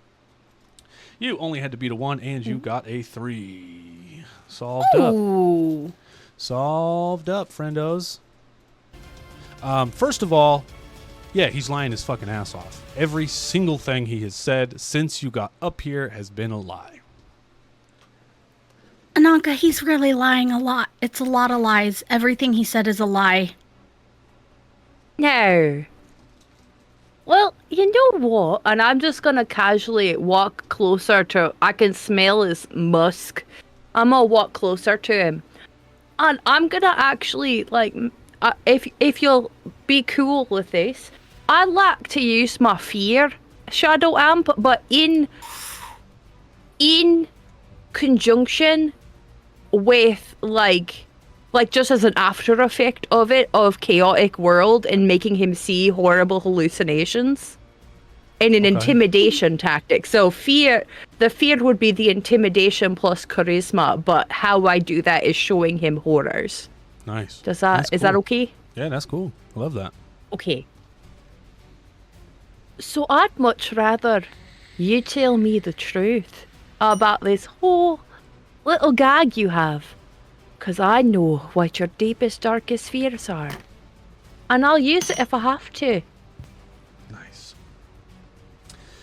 Okay. Make sure my shite's turned off. That's right.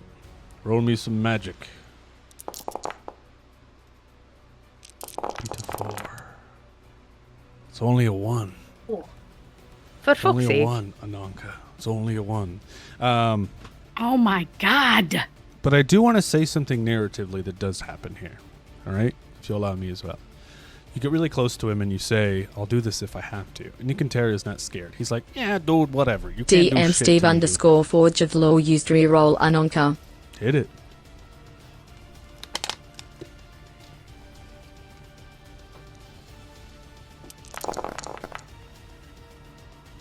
It's a 2, which is better. Oh, glitch die.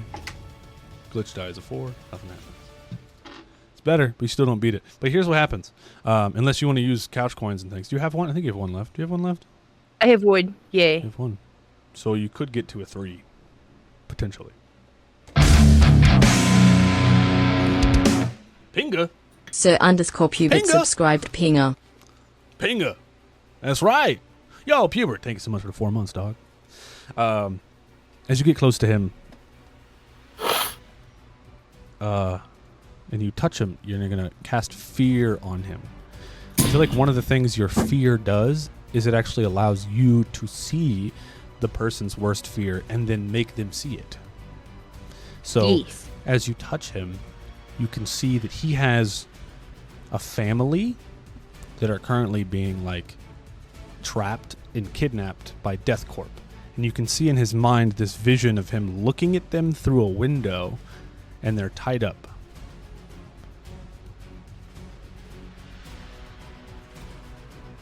Pickles. That's Then me, I won't dude. make him see it.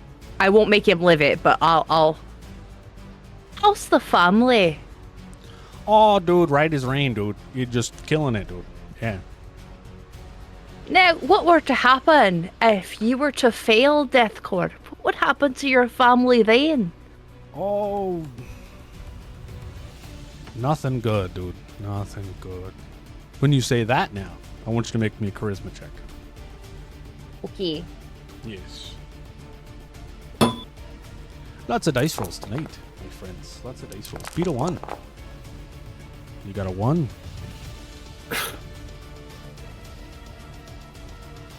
Sad. He's like, yeah, nothing good, dude. Definitely nothing good.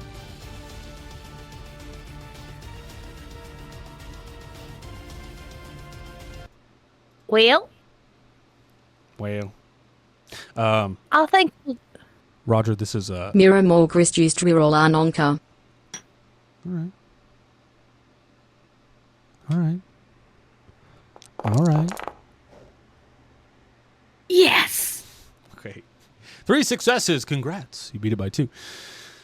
You say, what's going to happen to your family? And he looks you in the eyes, and you can see that there's a sadness in his eyes. There's I can't see anything. I can feel it, though. I know, right? Well, that's true, huh? But he's got a sadness about him. Even though he's talking positively, he's saying things positively. It's just kind of who he is. But he's super sad about it. And then I say, Roger, this is your friend back from business. And you look at his phone, and you can see his phone background is a picture of a woman and a kid.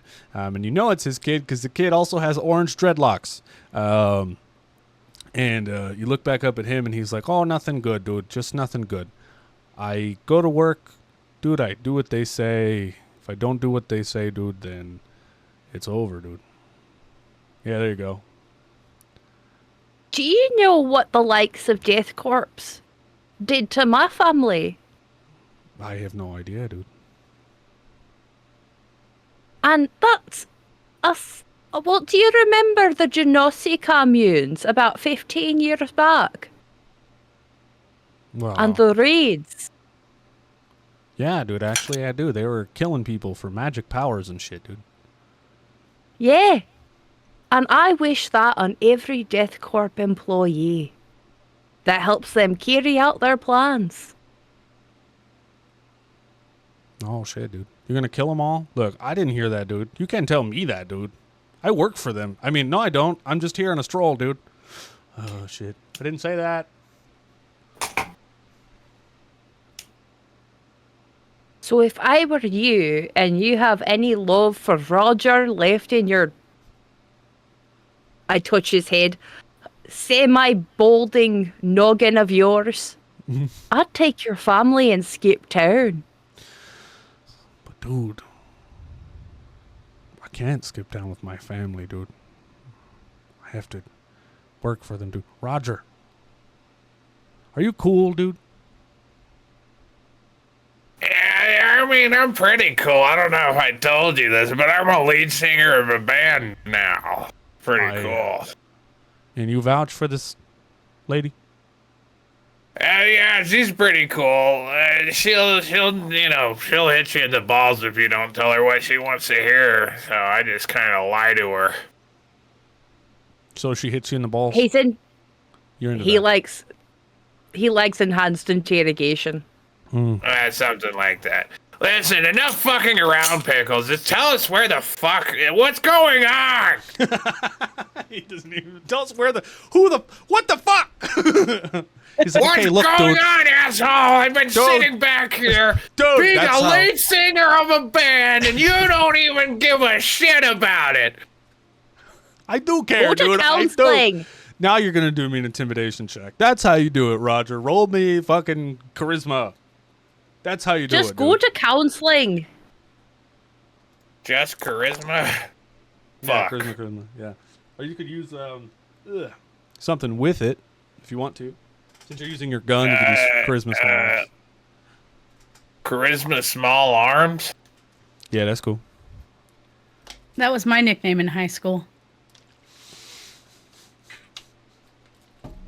Charisma small arms. She's got that ADHD T-Rex arm raise. Swear to God. So 4. Okay. All right.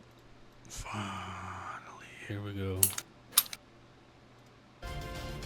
Tell me. He's like, okay, dude.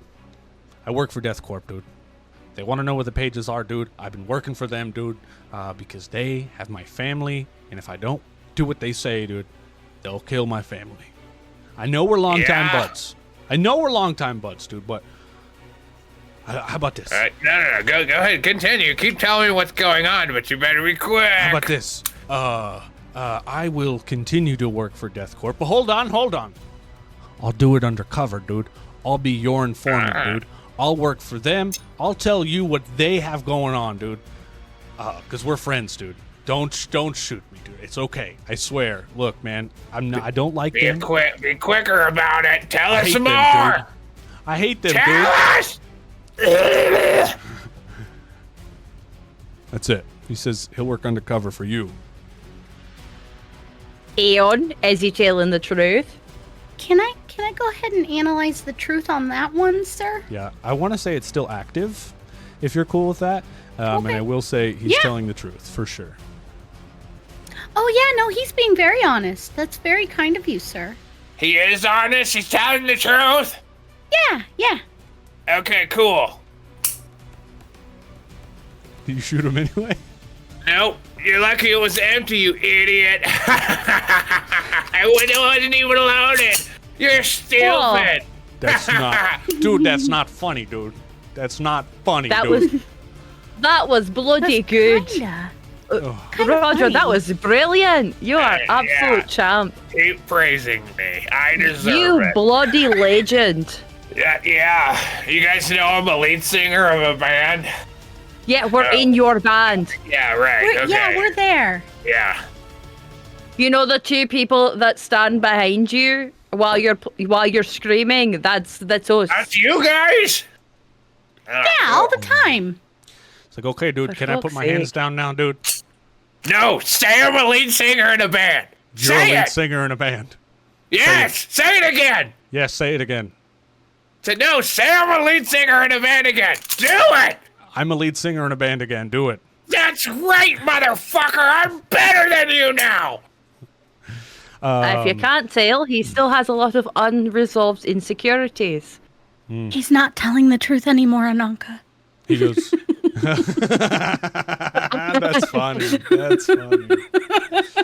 Oh, yeah. We'll do couch time for that. Yeah, for sure. He pulls up the sleeve of his shirt, and he still has a little tattoo on his arm, Roger. And he's like, "Look, we're still bros, dude." And it's a matching tattoo that you also have somewhere on your body. But I would like you to describe it to us of what it is. I guess it's it looks like a boat, like a Viking boat. Some shit. Little cartoon Viking boat. His is on his arm. Mine's on my tape. I don't know if you can see it down there, but it's in between my balls and my asshole. How did I know? He have didn't little even Viking have to boats. say it, and I knew. I knew where it was. Okay, dude, well, as my first act of being your undercover agent, dude, before I go, I called Death Corp. Death Corp is one of the companies of the Supreme 10, and they have sent agents to the underground market to look for you guys. And if you don't go back there soon, your friends might die, dude. So I'd go there, dude. Maybe sneak up, get the upper hand or something, dude. I don't know, but can I have my phone? Yeah, just one more stipulation. We must make a pact. Yeah! Blood brothers. We gotta do blood brothers. Here, take the knife. Okay, dude. Take it. Okay. Oh, Okay, dude. oh, this could take all night. I'm heading back to the market. Yeah. Yeah, I'm Here's gonna your go with phone. Ananka. He rubs it on you. You rub it on him. You guys are all just bloody and faced and shit. His like white suit shirt's just covered in blood now. It's like, all right, dude. I'll see you later. You guys walk back up the bridge and look from the bridge down into the underground market. You can see almost all the stalls have brought down their garage doors, except a couple of them are being held at gunpoint from look to be two like security guard officials. Like when you look at them, they have helmets on that have like visors on them with a bunch of like cyber like letters going across the visors, and they have full like suits of armor, and both of them are holding these like futuristic cyber guns, holding the elves at gunpoint. And you hear them. They're like, "Where are they? Speak now. Which way did they go?" And the elf there, the elven woman, the elven man, he's like, I don't know. And the woman's like, who went where?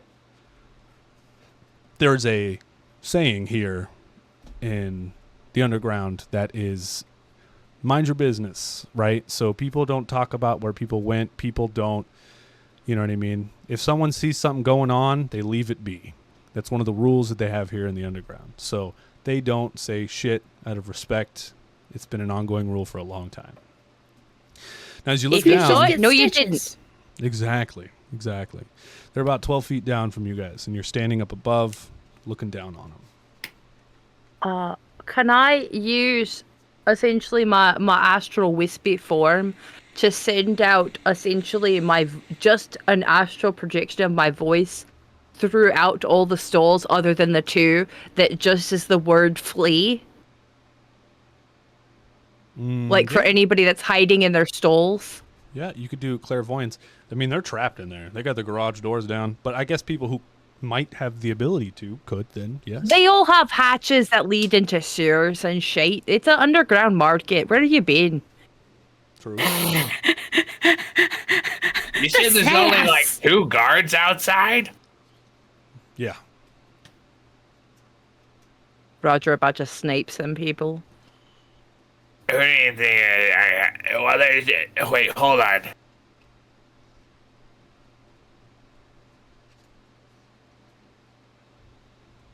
If my math is correct, we have more people than them.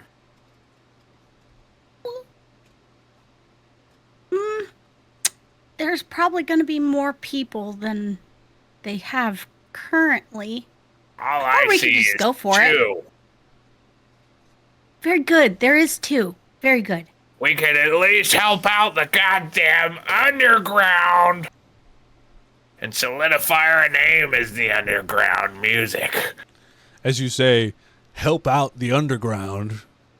Lucy's right by your side all of a sudden, and she like licks your hand and then like bares her teeth and looks down at the guards. She's like ready to go.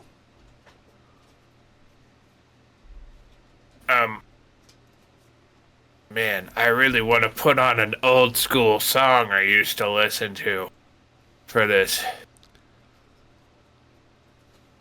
I just want to I don't know, I just want to find a radio in the apartment and turn on the music and just fuck the police coming straight from the underground and just jump down from the balcony and just hit both of the guys on the head with my fucking mic stand. Well, I guess we're going for it. Yeah, I guess we're going for it. Want me to roll defense first? Or you want to roll attack? And I'll allow you to try to attack them both. I'm cool with that. You got the upper advantage. That's cool. Strength and Start agility. walking down.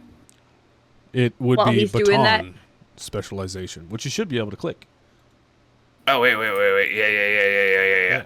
Staff fighting. Strength. Yeah. Oh, that's not great. It's only It a could 3. be better. It's only a 3. That's a 1 for one of them, and a 5 for the other. So you get one of them, and you get 2 more on top of him. What is the stats on your staff? Sir _ Pubit used to reroll Roger. Oh, you might be able to get both of them. My mic stand. 6P, whatever that means. Piercing. Somehow your mic stand does piercing damage. Your mic doesn't stun people. It does lethal damage. It's studded. It's got studs on it. You can't see it, but there's studs on it. It's like a morning star. Okay. And really what it is he's just put rusty nails on it. He has to constantly get tetanus shots. Yeah. Ow. Ow. Ow. Ow. Okay, Ow. 6 piercing. Go on ahead and reroll your attack first. You got to beat a 1 and a 5. A what? 1 and a 5. 1, 5. That's what you're trying to beat. Reroll your baton. You got to reroll from puberty. Oh, I gotta reroll my shit. Yeah. God damn it.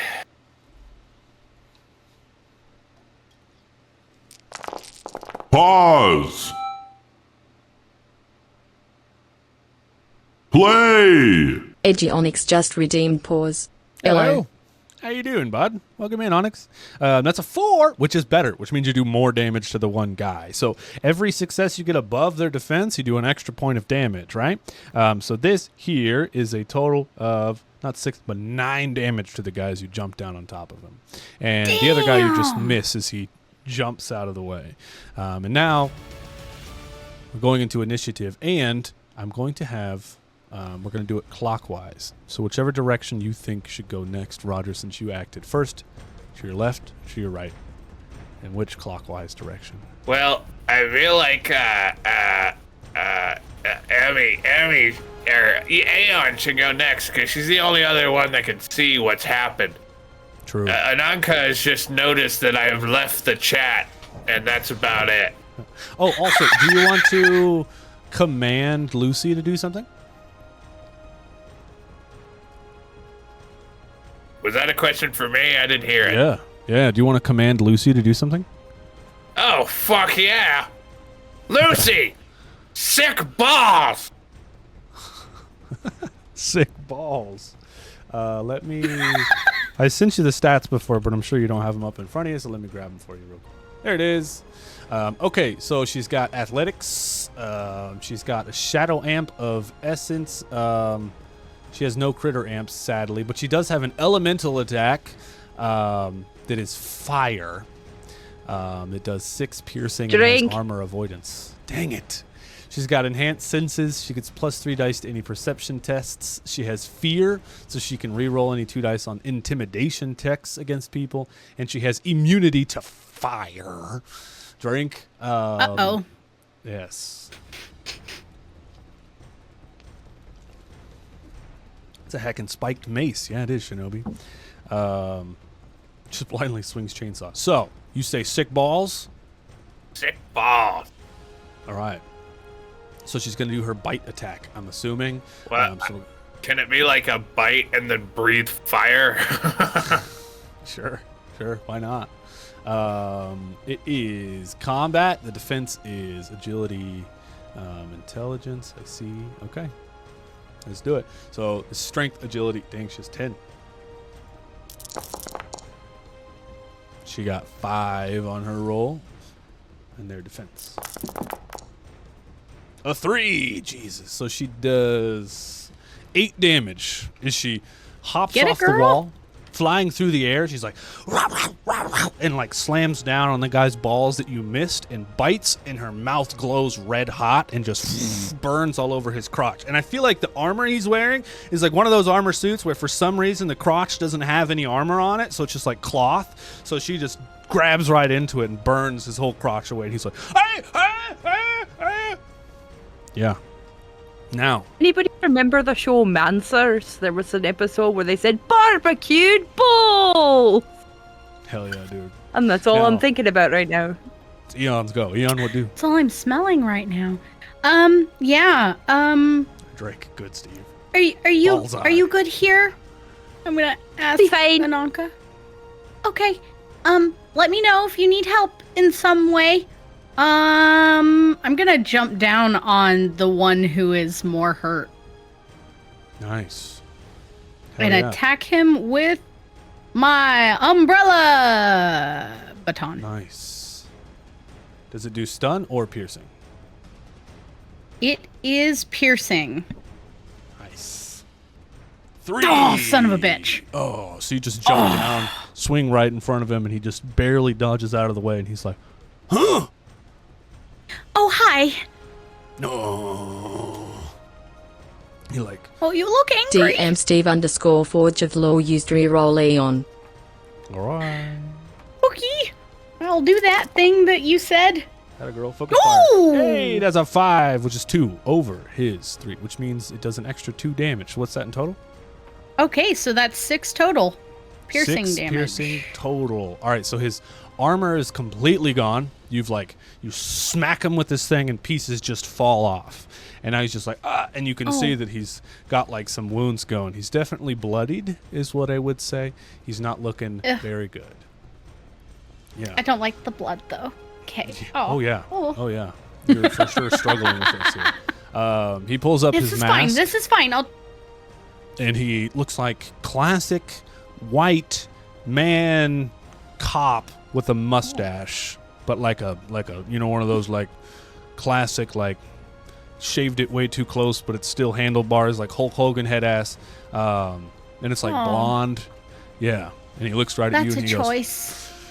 "Stupid fucking vampire, huh? Nasty, Hey. nasty." Oh. And he pulls up. You're his one rifle. of those. Yeah. And he shoots his rifle. Hey, mad because he watches vampire porn. Directly at you. He probably does, yeah. You got a 3. I need you to make me a defense check, which will be agility. Hold on. Agility logic. All right. Oh. It's a 3, so he all around you. I want to say that you quickly turn into a bat and then land right back in front of him. And he's like, nasty. You're just jealous. That's okay. Yeah. And it's the other one's turn, and he pulls out his stun baton and tries to smack Lucy on the back of the head with it as she's gripped onto his nutsack. Yes. He got a 3. Lucy has 4 agility, 2 logic, so that's 6 in total. Lucy got a 4. She succeeds. Girl. She like whips to the side, still holding on to his dong, and he like hits, whips to the other side, and he's like, "Stupid dog!" Yeah. Now it's Ananka's turn. What do you do? I'd like to astral project using my astral combat to come down in the wind form and essentially use the wind in such a whipping way that it's like wind blades. Ananka, as you Yes. astral project and you fly down to the bottom where the other 2 are, you see a third one standing there that the other 2 can't see. But it's an astral, like, spirit kind of person that's, like, following one of them around like a protector. And you see him standing there, like, hovering around the other guy, like, protecting him. All right. Then I'm going for him. Let's go. Fair. In the astral combat. So you fly down and you're going to do what? Wind blades? Essentially, it's going to be like cutting slices of blade. Nice. Okay. Let's do it. You're going for him. You only have to beat a 2. Hold on. I gotta Piece make of sure the my fuck? glitch die is turned off. You think there aren't spirits and ghosts in the astral? Jesus. 6. So that's 4 extra damage that you're going to be doing. This is astral combat, so we're going to figure out how much damage you're actually doing in the first place. Do you have a weapon you're attacking with in the astral? No. But you do have that chainsaw, and we got to figure that out. Yeah, but you can't take physical things into the astral plane. You're essentially Yes. just fat and naked. That's so very true. I want to say it's going to be unarmed. Your strength determines the damage you do when doing unarmed combat. The damage you inflict is stun damage equal to your strength, rounded up, noted as strength 2s. Equal to half your strength, rounded up, equal to strength 2s. Okay, but here's the issue. You're not doing unarmed, you're doing the other thing. So what I want to say is this is willpower, half your willpower rounded up. So this is going to be 3. Because you're doing magic, right? Magic is willpower. Yeah. This is a magical thing. Yeah, so we're going to do that. This is 3. Alright. Do I roll for it, or is it just rounded 3? up. It's just 3. Plus your net bonuses, Alright. which were a few, actually. 4. So in total, that's 7 damage. Fuck yeah. I'm Suck a a good dick, dungeon random master. guy in the ether. Hell yeah. I know. I see no faction channels. Sooner you better join one, baby. If you go Join to the self night. roles, join power for hot witch shite. No. Soon he joins Mortalis, because Mortalis is red faction, and I'm the leader of Mortalis. Join the Soon night where we're just dark as hell. Soon, Come on. You know you want to be in Join the hot wild witch if shit. you want. Hot witch shit. Okay. 7 damage. Now, we're going to cut back a sec. Editing turkey later. We're back here. You do 7 damage in total, being that unarmed for a magical attack like this is going to be willpower.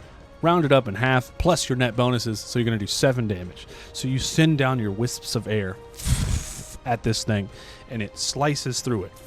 And you can see it is visibly affected as it kind of seizes and fissures, and it takes a step back from the man, no longer protecting him, but it looks up and gets eye contact with you. But it looks like half of its form that it was before. You did so much damage to it. Yeah. Roger. To recap, there's one man with no more armor who's trying to shoot Eon. There's another one that still has armor, but your dog is on its nuts and is trying to hit your dog. And there's a spirit thing that Ananka is fighting. We can't see. Yeah, I'm gonna go ahead. Welcome to my life. Take care of my dog. Shoot the guy. Nice. Yup. Nice.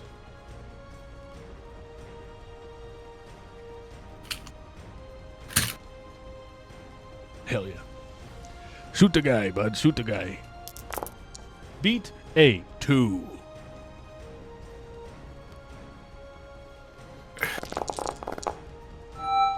Three. Hell yeah. How much damage did your gun do?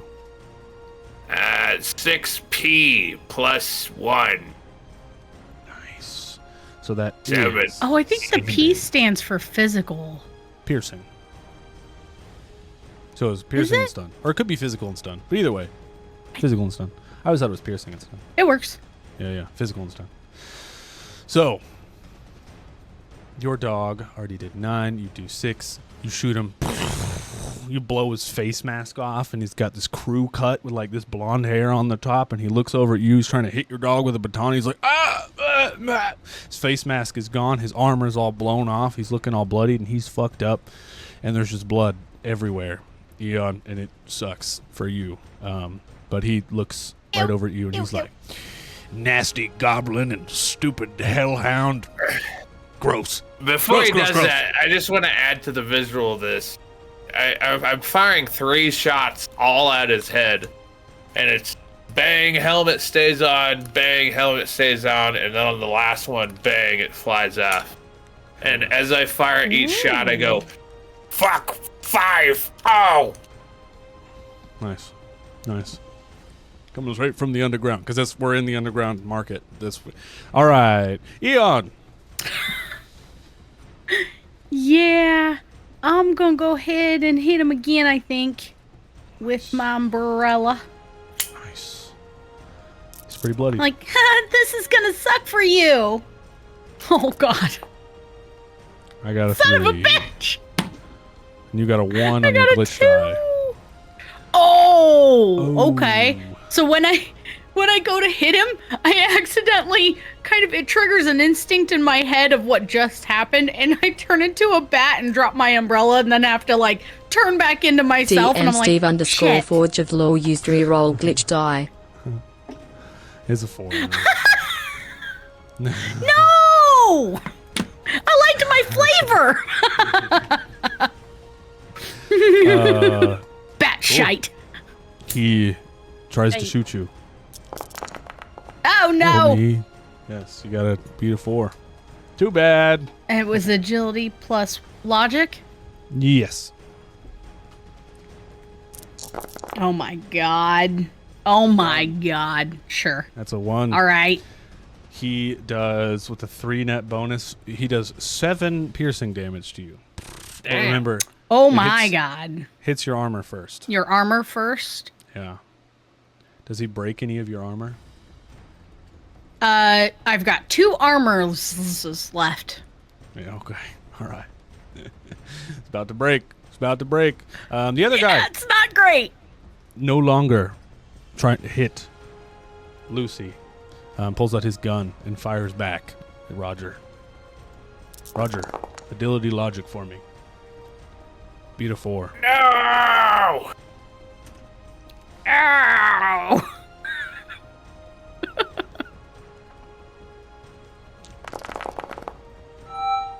4! Totally misses.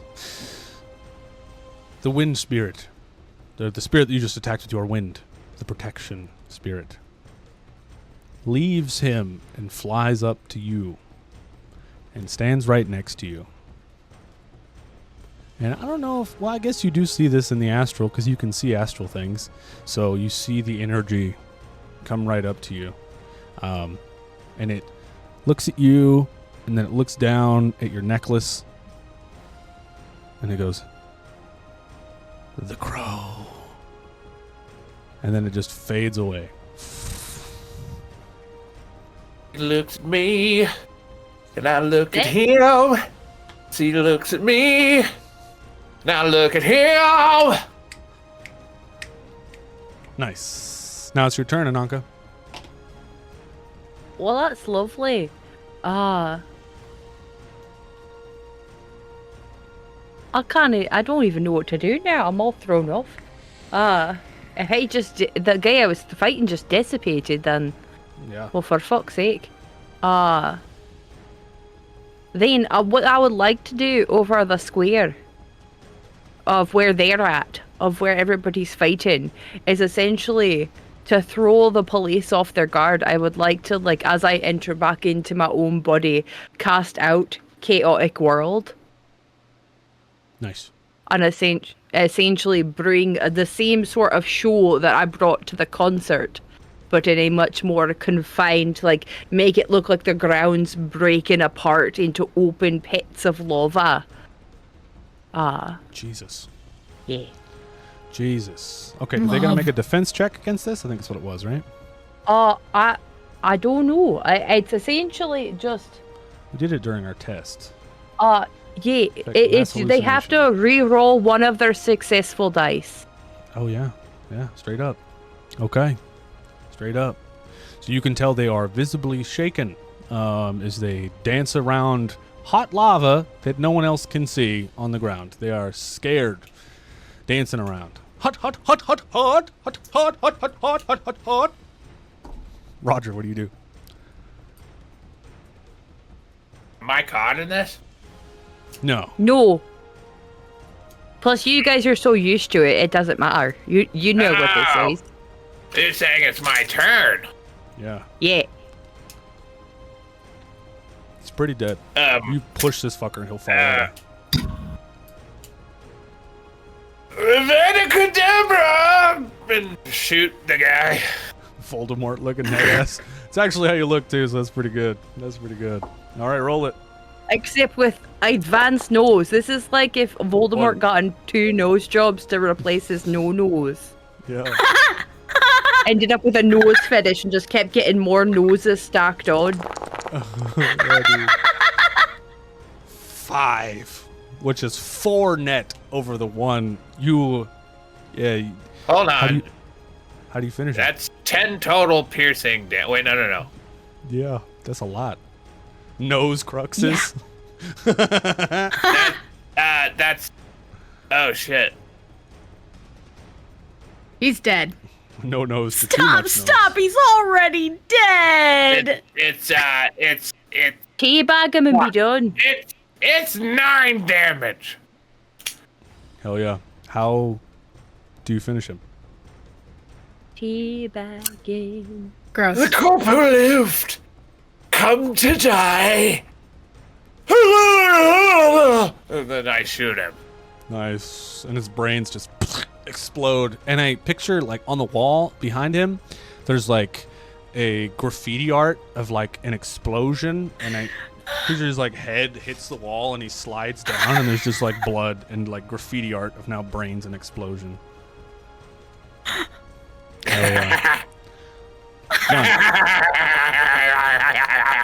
You're next. What the fuck? Sweet! You laugh like Boris the animal from Men in Black 3. Me? No, No, him. Bo- What do you do, Roger. Jan? Just one guy left. Right in front of you. Yeah. I'm gonna try to, hit him again. Yep, I'm doing that thing. I'm just taking my umbrella and just trying to whack. Right.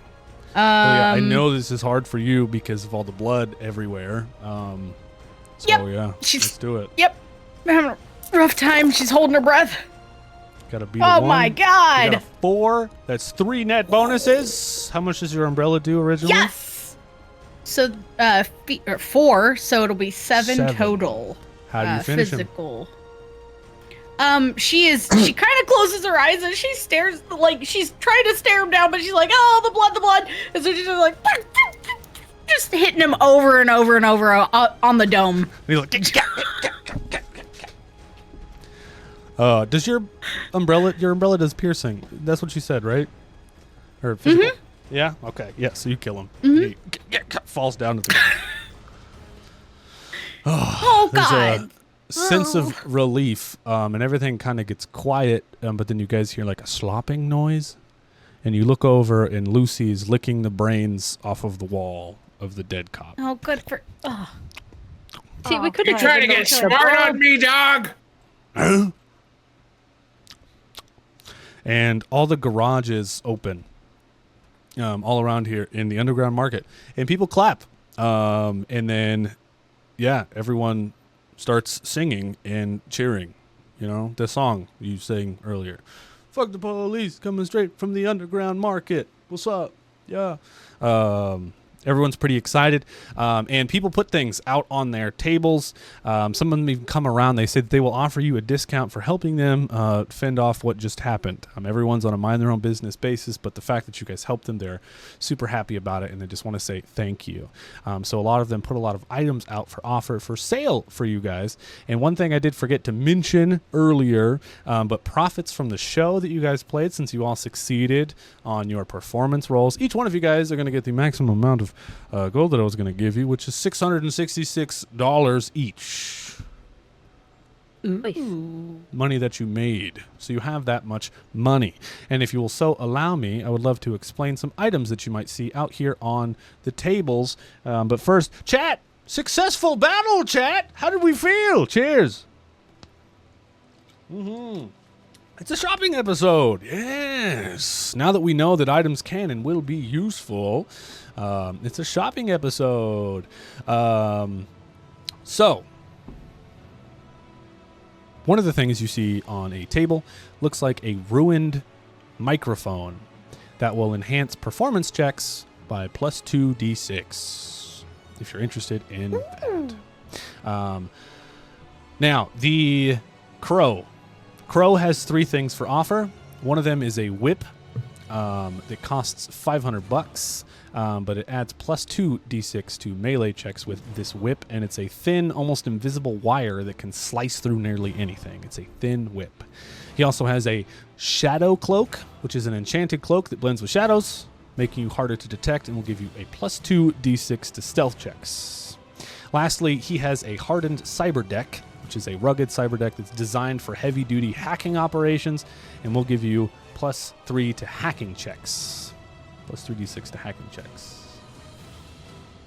Before I move on to the next, anyone interested in those things?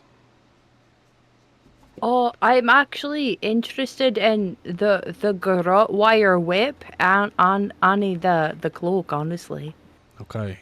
Here's the deal. The whip is $500, and the cloak is $600.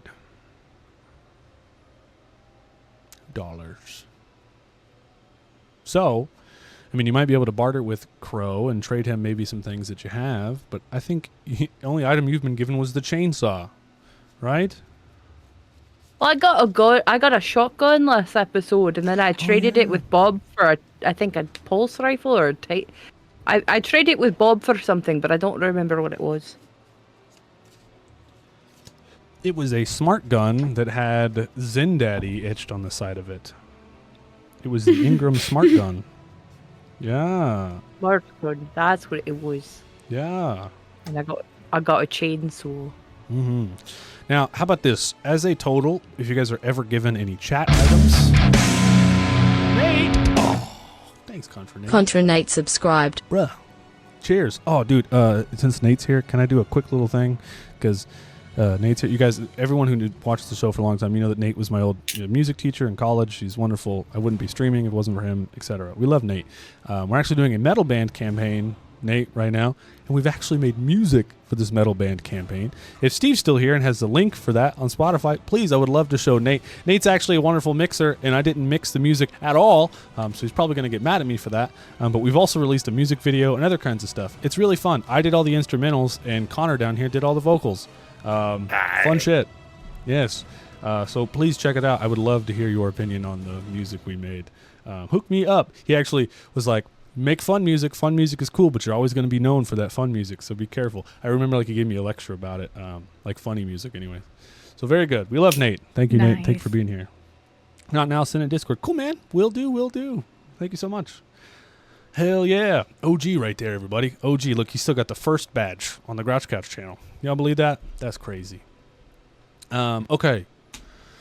So, as a rule, I want to say that all chat items that are given to you guys over the course of this campaign, you can sell them for about an average of $500, all right? To not ruin our economy. So if you do get something, just know it's probably about $500 you can get from it. If I cut out, it's power. It's raining here too, Peter. It's crazy. Would it be rude to trade the crow for back his chainsaw? for the cloak instead. Well, that's rude. Because maybe he gave me the chainsaw in like a panic of like, oh no, you're gonna have to fight, not thinking blind woman with a chainsaw. Not a good idea. So that's fair. But the cloak is worth $600. But hey, actually, you will have enough, almost. So if you want to spend all of your money on the whip and the chain and the cloak, we can do that. All right. Yeah, that's fine. So shadow cloak. Plus 2d6 to stealth checks, and plus 2d6 to melee attacks with the monofilament whip. All right. Moving on. The elf has a amulet of protection he is selling. It's a silver amulet imbued with protective spells that gives you plus 2 to defense when you wear it. And the defense actually comes back every day at dawn. So, like, you don't have to worry about repairing it. You just always have the 2 defense, right? Because in this system, whenever your armor and shit breaks, you have to buy new armor. But this one comes back every day. He also has a ring of strength that gives you plus 2 to strength checks and like damages and stuff. While you wear it, you'll just add 2 strength to your strength pool. And he has, lastly, a magical wand of Firebolt. You can cast Firebolt once per day. Drink. A few times. Drink again. Hydrate! Anybody interested in those things?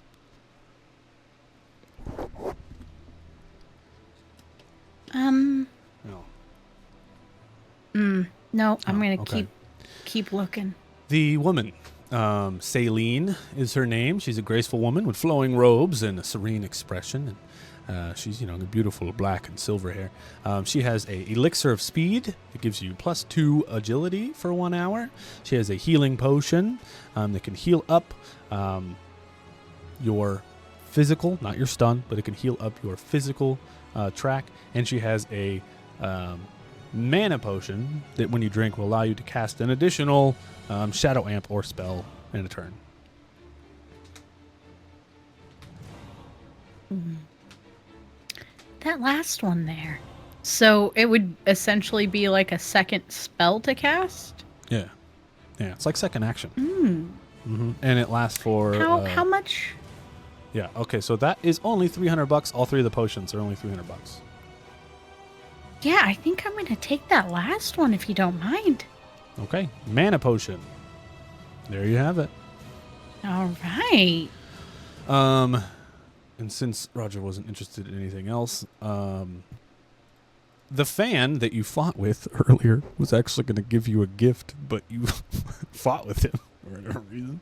We could say instead they're selling it here. There is a spiked leather jacket that has extra 1 defense. And there is a guitar pick. Hold on. No, there's not a guitar pick. Sorry, I took that off.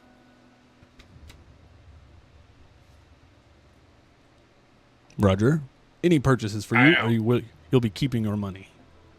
I like my day. Okay. Fair enough, friend. All right. now that all is said and done, you guys purchase some things. You hang out here in the Underground Market. You meet these people. You hang out with your dog for a little bit. You guys, do some stuff. Roger, you hanging out with Lucy. He's like eating the brains and stuff. You guys are hanging out, laughing at the body of the cop for a little while together. You do begin to sense that you're having maybe an even deeper connection with Lucy, who just continues to support you silently. All right. And Crow basically says just keep a lookout for more pages. Continue to do your thing, and if you find anything else, to come back to him.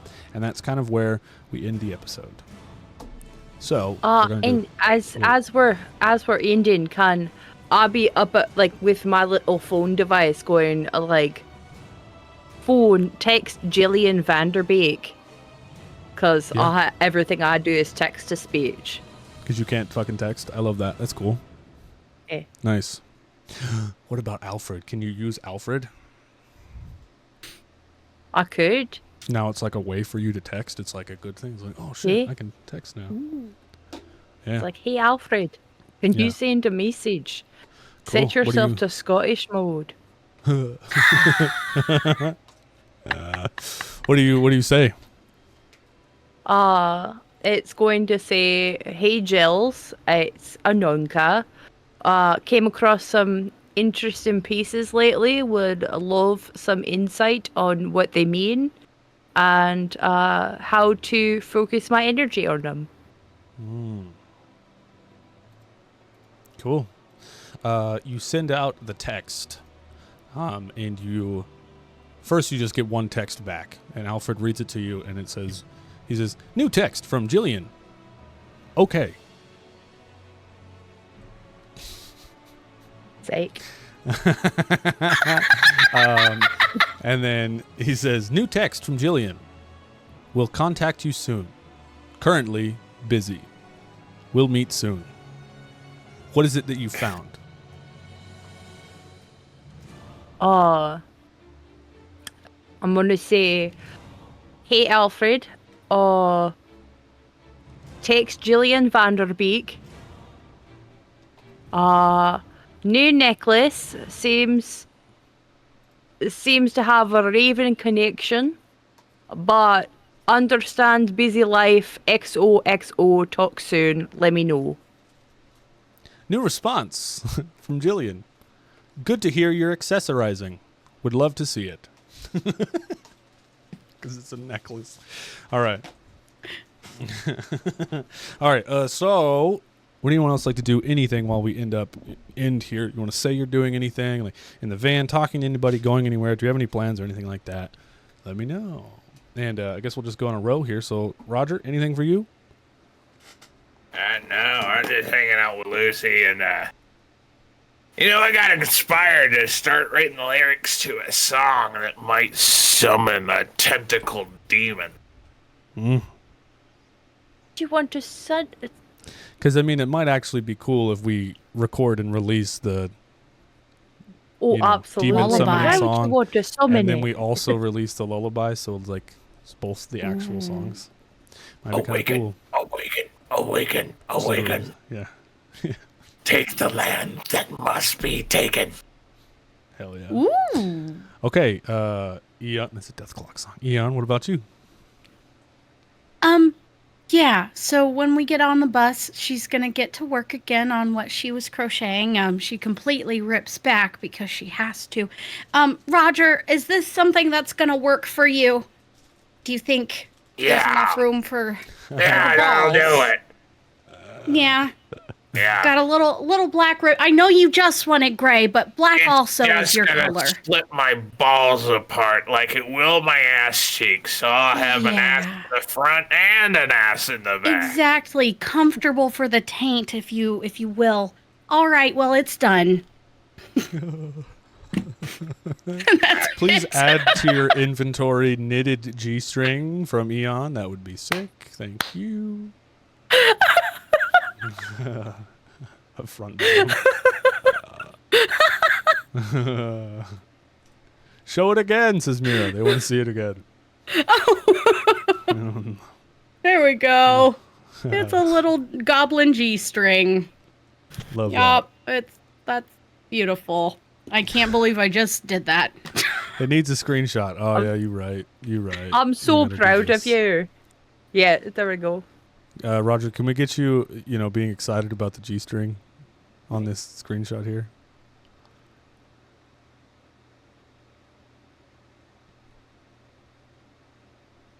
Very good. Very good. Love that. Love that. We'll mail it out. Hell yeah. Incredible. I want pictures in that thing. Hey, one day when we get that Patreon going, we'll see what's up. You know what I'm saying? It'll be the #1 seller. Yep. G-string pictures of Roger. Just gray cheeks. Just gray G-string.